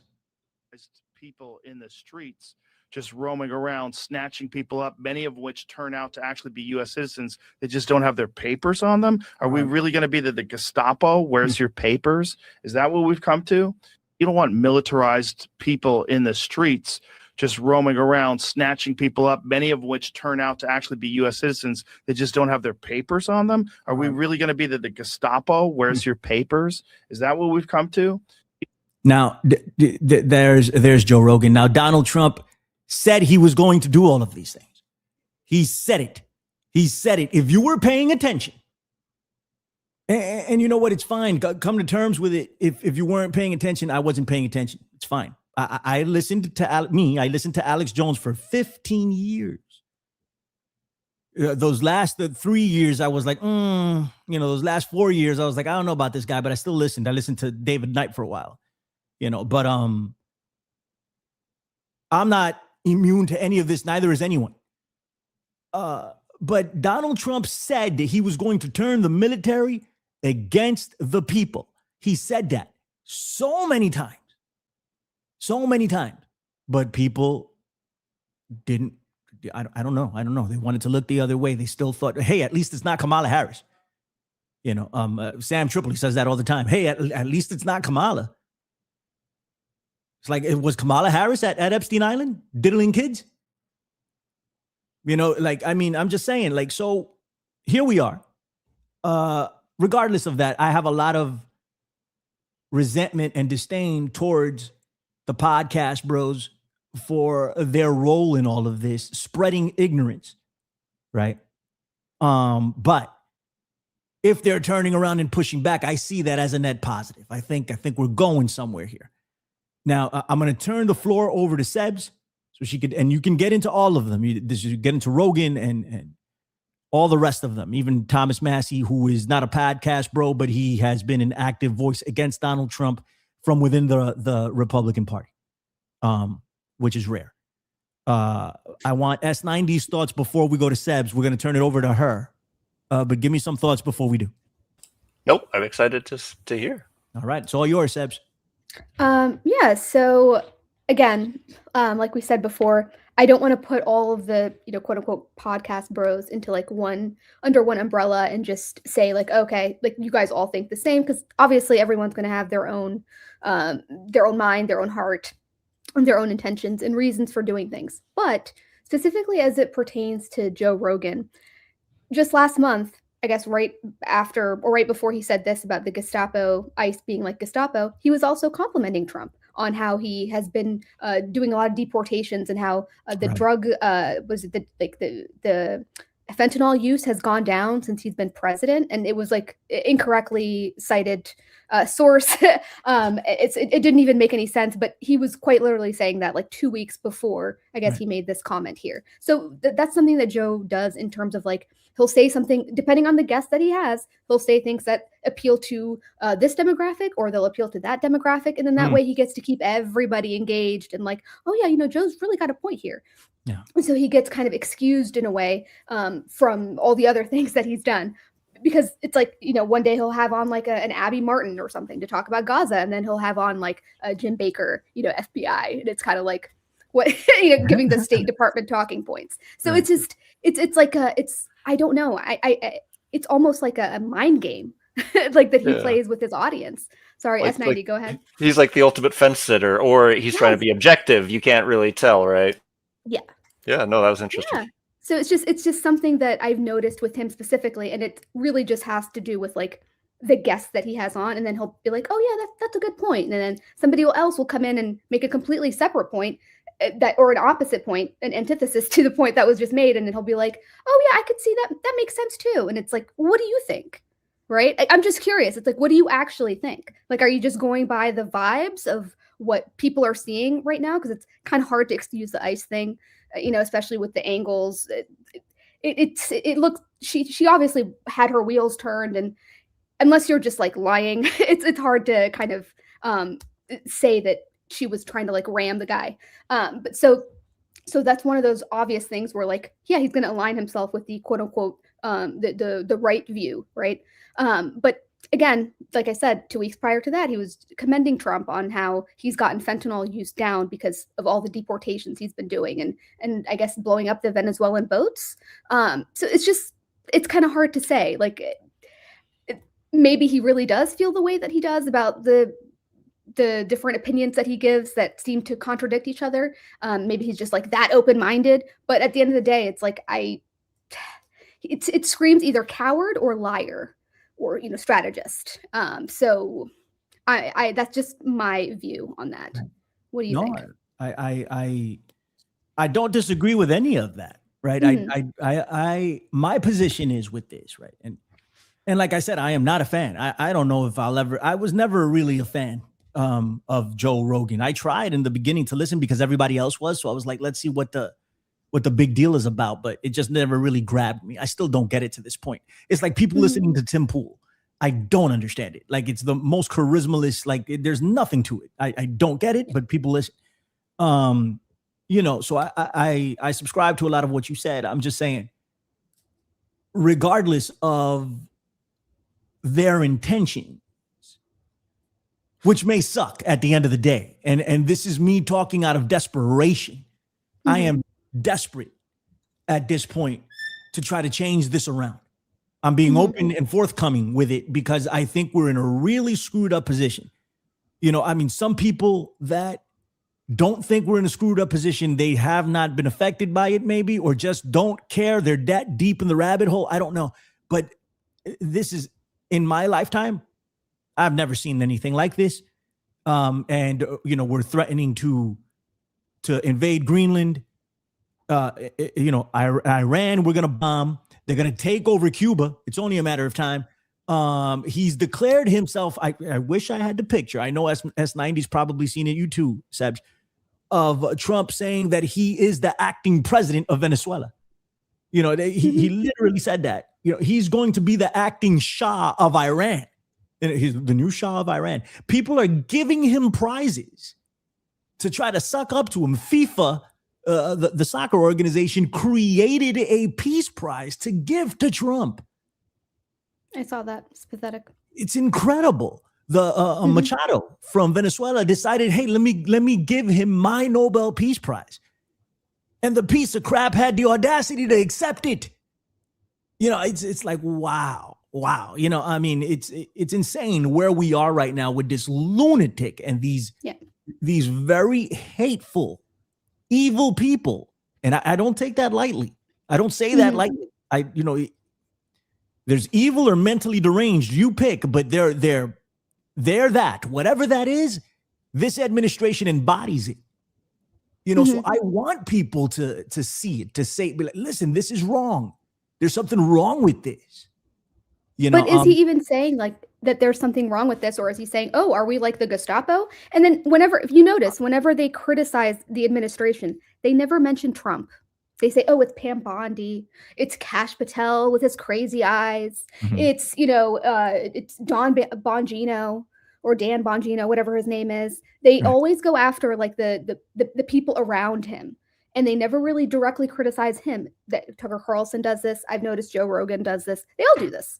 Yeah. So it'll be, Kristi Noem who takes the fall for this, and not necessarily Trump. So it's just, again, it's kind of like keeping up this charade. And I'm just kind of over it, where it's like, I don't believe you. And I mean, it's nice. Okay, great. I'm glad that you noticed that, Joe. But like next week when you have, Tulsi Gabbard on your show, are you going to have a different opinion, right? Are you going to say something else? Yeah. I don't know. So that's kind of where and then for the Thomas Massey thing. Yeah. So Thomas Massey, one of his biggest funders, if not his biggest funder, is a gentleman named Jeffrey Yass, who is also the head of, he has a trading company called Susquehanna International. But aside from that, before TikTok was bought by the Ellisons, he was actually the largest owner of TikTok of ByteDance outside of China. So he's also involved in these like think tanks and policy think tanks in Israel, where they try to bring the religious, like kind of Orthodox Jews together with the libertarians. So and then he was one of Thomas Massey's biggest funders, as well as Rand Paul's biggest funder in the United States, Right. where they kind of tried to do the same thing with the MAGA and the libertarians. And then you saw Massey endorse Trump, when he was running. Same with Rand. They all fell in line. And then afterwards, now they're like, oh yeah, we're criticizing Trump, blah, blah, blah, even though he was doing the same shit. And if you didn't see that, then like, you're not qualified for this job, quit, go away, because we don't have time for this. That's where I'm at. So it's just, when you see even just like the money connections, and you kind of see how things move. And then when these people say something, it's like, when it's too fucking late, yeah. I just wonder, it's like, well, what is this? Like, is this just are you just playing a role? Are you just another part of like, I guess are you just part of the machine, and you're kind of giving people hope, right? Because people have to have some sort of hope, so they don't fucking completely revolt. Yeah, that's just how I view that. I mean, you make a lot of sense, Sebs. I'm like I said, I'm at a point of desperation. So I'm like, Thomas Massey is saying this while I don't agree with Thomas Massey on anything almost. Like, well, that I agree with, and he's right about this. And maybe people that support Thomas Massey will turn around and say, hey, he has a point.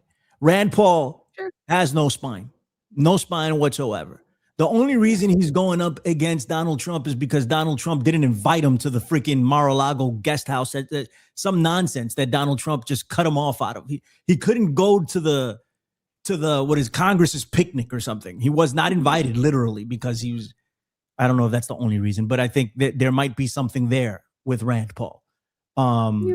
Regardless, I think we're at a point that we need every voice that we can get. If Marjorie Taylor Greene wants to turn around and criticize him, maybe it's because he killed her hopes of running for office. He said, no, you can't do it. And Marjorie Taylor Greene, she's like, oh, I don't want him to be going to the Middle East. I don't want to be involved with Israel. Why are we bombing Venezuela? But then listen to her talking about the Mexican cartels when she said, yeah, you need to bomb Guadalajara right now. Jalisco, get rid of it. Like she does not like that's her war, right? So it's like all these people, they have that one thing, like it's like this like odious thing, and but it's the same thing in all of them. It's just in different locations or at different times. No, you're right. It's they still have views that I mostly disagree with. I don't agree with anything that Marjorie Taylor Greene has to say, but besides her pushing back on Donald Trump. No, of course, but and I get that, and I'm sure that's very difficult for her. So great if you're actually showing some sort of courage or whatever. But it's like, you bring up a different country, and you might hear a different, tune from Marjorie Taylor Greene, where she's like, oh yeah, we need to be using all these missiles on these Mexican cartels, right? All over. I think you're right. I think you're right. S90 thoughts. I think anyone could do a heel turn at any time, and that's kind of the nature of this. I was going to say earlier that this is it's like a show, it's like a production, right? Like he's got to defer to the king and give him his award. And that was something I wanted to say earlier when you were talking about Alex Jones offering his daughter to Nick Fuentes. It's like we always keep talking about how it's neo-feudalism, and then, this is one of the truth nuggets in the Alex Jones sandwich, right? He's always got to give you a little bit of truth, or else people would realize it's all BS, right? But anyway, neo-feudalism comes with all the pomp and circumstance of its medieval inspiration, right? Like you're having a marriage between the noble families of conspiracy land, right? And my lord, I offer you this award instead of for myself. Of course, Lord Trump, you're the greatest. Just the king will do as he pleases, and that's how he's being treated. That's what he wanted. But he also wanted to be a showman, a movie director, right? And he's directing the grid, and Q will probably come out and say, yes, you've all been watching the greatest show ever, right? Like, you can kind of see this all slotting together in a sort of disturbing manner. I love the impression.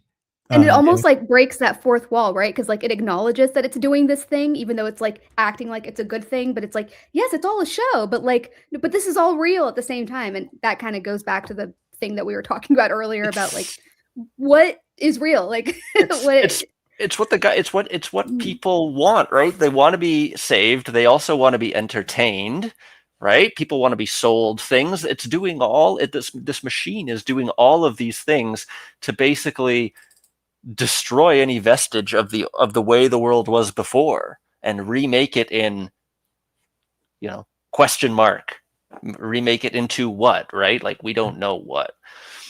And I wanted to notice, whatever you want, build your own world. Yeah, well, build their Peter Thiel's world, right? Alex Karp's world. But I noticed a pattern that I thought was interesting. This always happens every time. Somebody, so it's like a non-Trumper, reports shocking plans, whatever it's going to, shocking plans. And then someone like Tim Pool will come out and say, look how evil they think we are. And then, some leaks or comments will kind of add to people's concern. And then Tim Pool will come back. It's just a joke. They're just playing with you. It's just a joke. And then basically they announce that it's real. And then Tim will come out and say, well, here's why that's a good thing. And that's the pattern. It always follows the same pattern. They're running an op on people. Oh man, well this whole thing is a giant op, in my opinion. It's just a joke, bro. Let's listen to this real quick. Hold on for a second. A lot of women that are more smart. Here's Alex Jones offering his daughter to Nick Fuentes. And most men I know. There's Charlotte. Charlotte, put her back on screen. Nick's just like, what's up with JD Vance? What's going on? Oh my God. Charlotte's got a crush on you, Nick. She told me that about a month ago. She's doing the Trump middle finger. We're gonna do an arranged marriage right now. Charlotte, okay, a middle finger is the Trump middle finger now. Like, give me a fucking break. That'll be a power. Sorry, that's annoying. I'm sorry. Sorry to interrupt. I mean, this like, the Trump middle finger now, because Trump put his middle finger up. Now it's just the Trump middle finger because no one ever did that before. Fuck off. This fucking little dweeb, this little homosexual, fucking pretending to be straight little bitch, limp wrist. God, I'm sorry. Bring that back up. Sorry. What, you want to see it again? No, I don't want to see it again. But the caption, the news report caption, is clearly written by AI. It's like even the tweet itself that contains the video from this proto news or whatever, pro breaking news. At the bottom, you can tell it's AI because he joked about the idea and praised Jones' physical strength while saying he is unsure if the offer is serious. Like, you can just, when it's AI writing something. Like, so much of this trash, man. It's just unstoppable force. Charlotte, get in here. No. I'm gonna marry you off in an arranged marriage to Fuentes. Get in here now. He's like the drunken lord of the castle. He's like the guy from Game of Thrones. And there's the picture that Alex Jones. This is very creepy. That's not even the picture. That's not even the picture he put up. It was her in a bikini, like squatting down. Like, and then you could see her leg. Itself is very creepy. He put this one. So I mean, the one that he put on Twitter was the one of her like in a bathing suit, like squatting down, going like this, like she just like went hiking or something, hanging out with the girls or whatever. Or maybe he took a picture of her. They go hiking together. I don't know. It could be a totally innocent picture. It's a weird picture to put of your daughter. But here we'll take this one step further. He posted it on Twitter. He has it on his phone. Let me show you this. I got this on my phone here. That's what Donald Trump does to his daughter. He said, I'd be dating her if she wasn't my daughter. Yeah. Oh, and then didn't she say something like, we have one thing in common, SEX or whatever. I swear that was one of the clips. Disgusting, bro. Let me play another. Also, Nick Fuentes, and I said this in the beginning of the show. He said that Jeffrey Epstein was not a pedophile and that you people are not ready to have that discussion. You know what? I'm gonna look that up and I'm gonna play it before we get out of here. But I want to play this for you guys. This was incredibly disgusting. It was, your boy Andrew Tate, S90, after he got his ass thoroughly handed to him by some dude who clearly couldn't fight. He was on his knees, hugging that dude's, nether regions. It was something to see. I enjoyed it very much to see the alpha male of all alpha males, Top G, get his ass whooped because he's full of shit. And he's always been full of shit. But anyway, he is out along with Nick Fuentes, another, beacon of masculinity. And there's another podcaster that Sebs knew who he was. I had no idea. Some green guy. What is it? Marlin? Marlon? No, Myron Gaines, I think. Myron Green Fresh and some Fit. other people that I have no idea. Literally Sneeko. throwing up Heil Hitlers. I mean, how did this get normalized? How did this become something that was cool? They're playing Kanye West, who's clearly like has issues. They're playing that song. All right, let's play this real quick. This is interesting to say the least.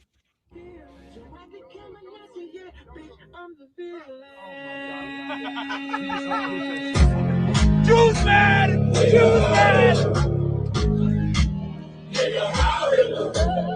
don't understand the things I say on Twitter.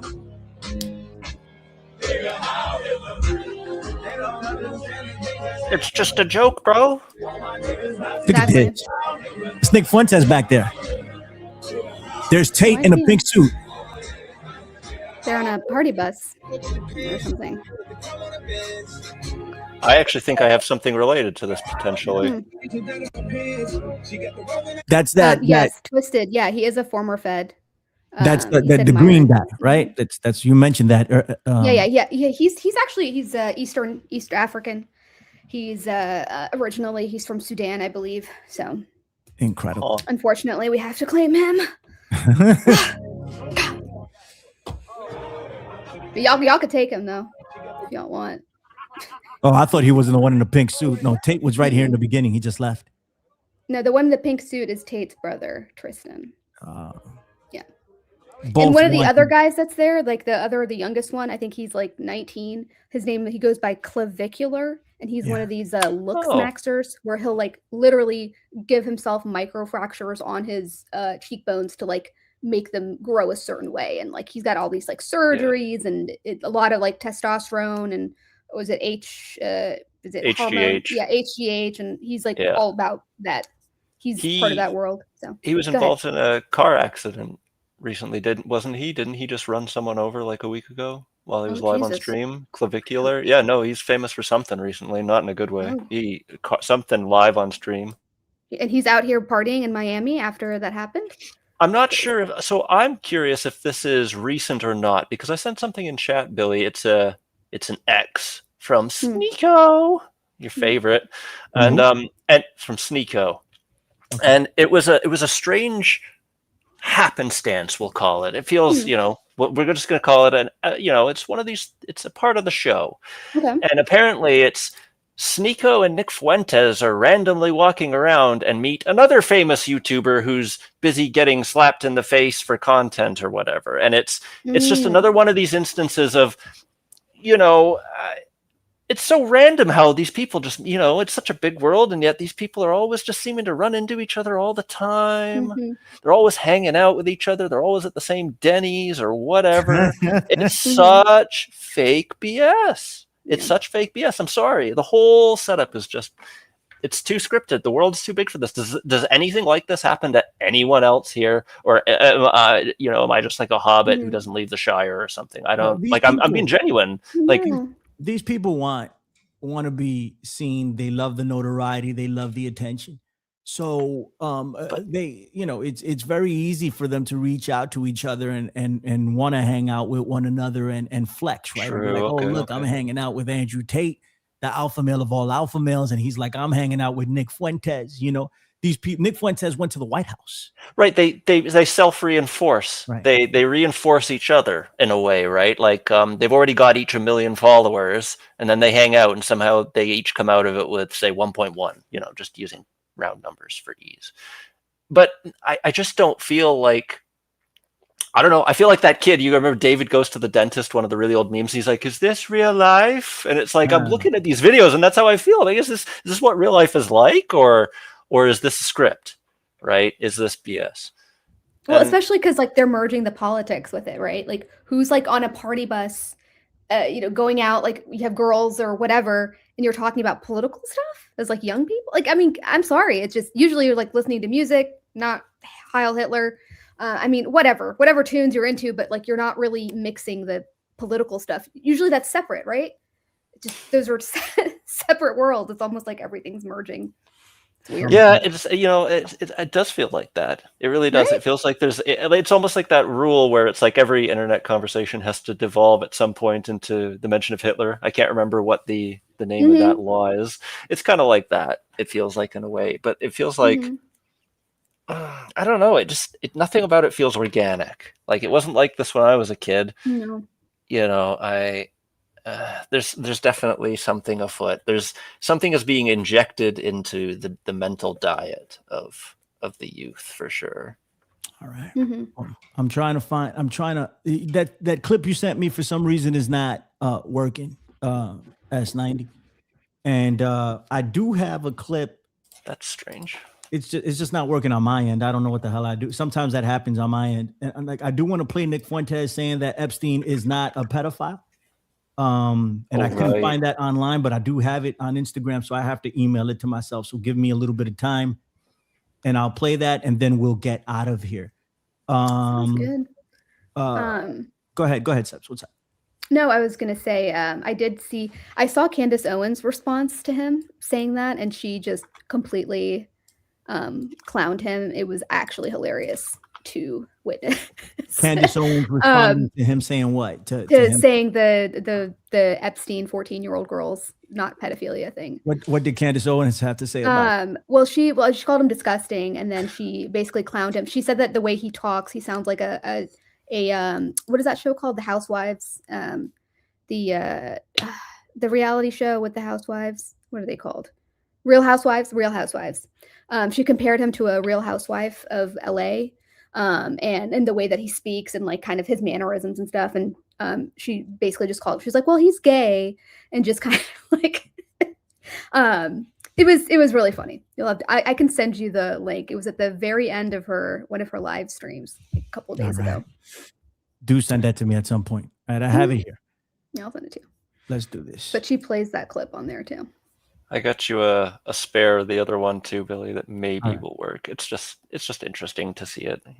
I'll go try it. Hold on. YouTube Shorts is always so buggy. I mean, it's me, bro, because Yes. I have to expand it because I can't see. So every time I expand it, it makes everything less controllable. All right, here we go. That is past the point of sexual maturity, just period, biologically. And all of these feminists and all of their accomplices, the simps, when do men and women reach the age of sexual maturity? It ain't 18. You know what canon law in the Catholic Church says? It says the minimum age to get married is 14 for women, 16 for men. That's the canon law of the Catholic Church. So you want to pull rank on me with morality? I would take you there.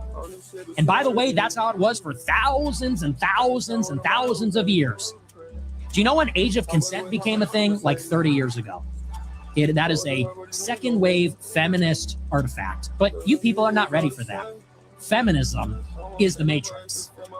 And that is how we're browbeaten men with this, pedo, rapist, misogyny, all these words to prop up women's rights. That's ultimately what it's about.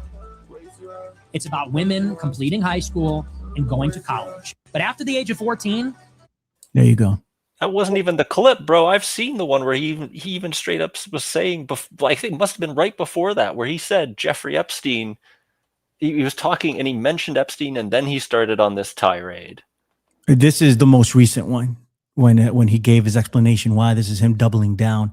There was another one on the first clip. Okay, right. There was another one, but I couldn't find that. This is the one I had on Instagram.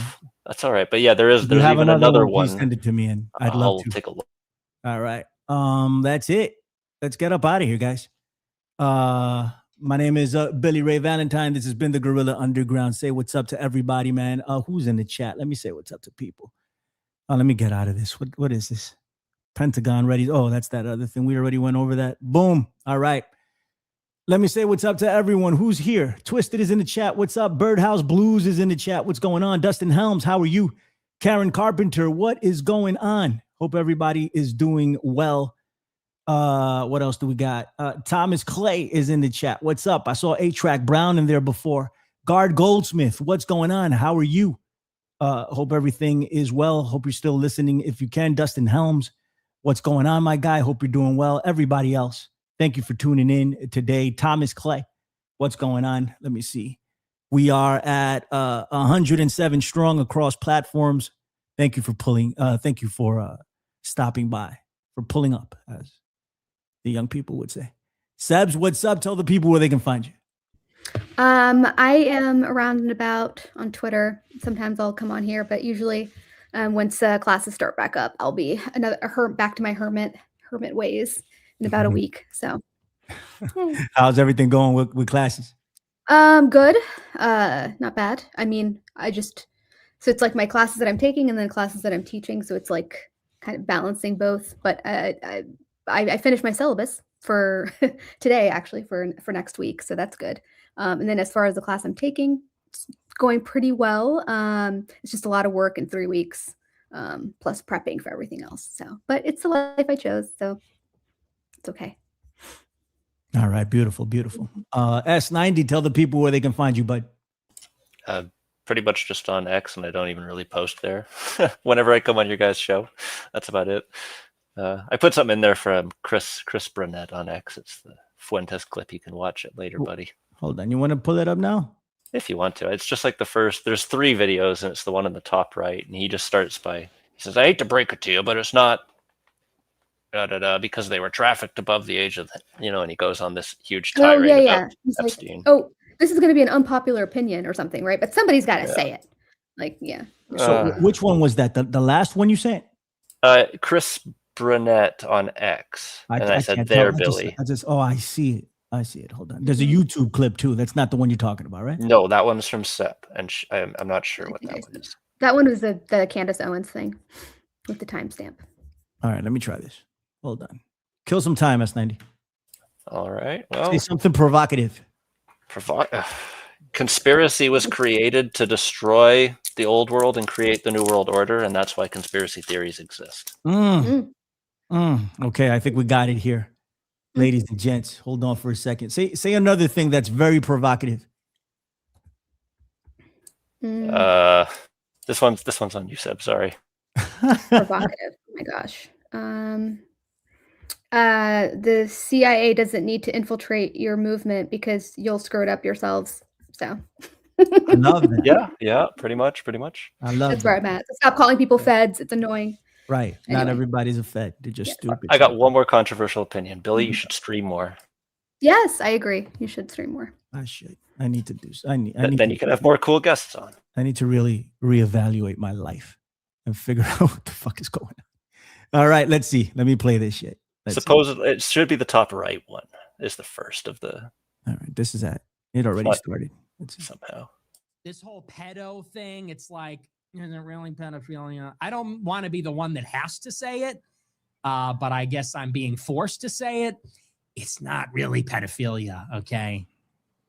They weren't trafficking 5-year-olds. It was like they were technically not legal. Big difference, in my opinion. I know that's a controversial take, but that's not really the issue there, okay?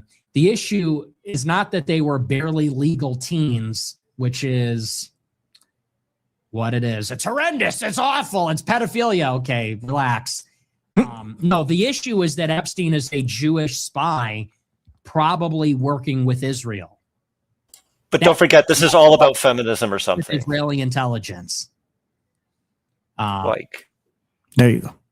What a joke. Yeah, but don't forget, this is all about feminism. Feminism is the matrix, okay? Yeah, exactly. But he was a Jewish spy, but that has nothing to do. Somehow it supports feminism. Yes. Incredible. What a joke. Incredible. It's the guerrilla underground, ladies and gentlemen. Hopefully everybody's doing well. Sunday, 7 p.m. Eastern on X and on YouTube. Man, go subscribe over to the YouTube. Lend some support over there. We need to take care of the channel a little bit more. I need to take care of the channel a lot more, but I could use your help. Thank you so much. And thank you to my two wonderful guests, S90. Pleasant surprise, man. It's good to see you. Good to talk to you. Thank you for coming. Thanks for having me on, Billy. And Always Nice good to see meeting you. you, S90. Yeah, nice It to was meet a you pleasure too. talking to you. Do you have a channel and everything? I'm gonna go sub and all that. I don't currently have a channel. I had Doom's Dungeon, which is still around, but I don't have any videos on it. But yeah, I usually just either write or I'm like in school full time now, so Fair. Well, yeah, concentrate on that. That's much more important for now. This will still be here when you're done. Maybe. Oh, yeah. Maybe, Sure. maybe, Maybe not. Who knows? And it may not be so bad if it goes away. Regardless of that, And Sebs, thank you, Billy, for having me on. Oh Really man, no, appreciate it. thank you for as coming always. on, and thank you for staying up with me and sharing information with me and for your friendship and everything, man. I Oh, appreciate yeah, that. I mean, we talk all the time via text, so it's it's not like I don't know where you're at, but it's nice to see you as well. You can find me here. I'm out here in these streets. Like Jadakiss said, and Mom Donnie said it the other day during his inauguration. Quoted Jadakiss. Oh my God, Lil Cardamom, was that his rap name? Lil Cardamom. Oh, I never saw the rap song that he put out. I heard about it though. I don't know if I want to see it. I might lose some respect for him. So I don't know if I want to see that. But that's it, man. Everybody in the chat, thank you so much. Karen Carpenter, all the Knights of the Storm. What's up? What's up with you guys? Everybody, be good. We're getting out of here. I should play some outro music because it's good. Playing music is good. Let me play some instrumental MF Doom. You guys like MF Doom? Anybody? No? Okay. The name vaguely rings a bell. Ay. What am I gonna do Yeah, with he you guys? passed away recently. He passed away recently, yes. A few years. All right. See you guys next week, Lord willing. God bless.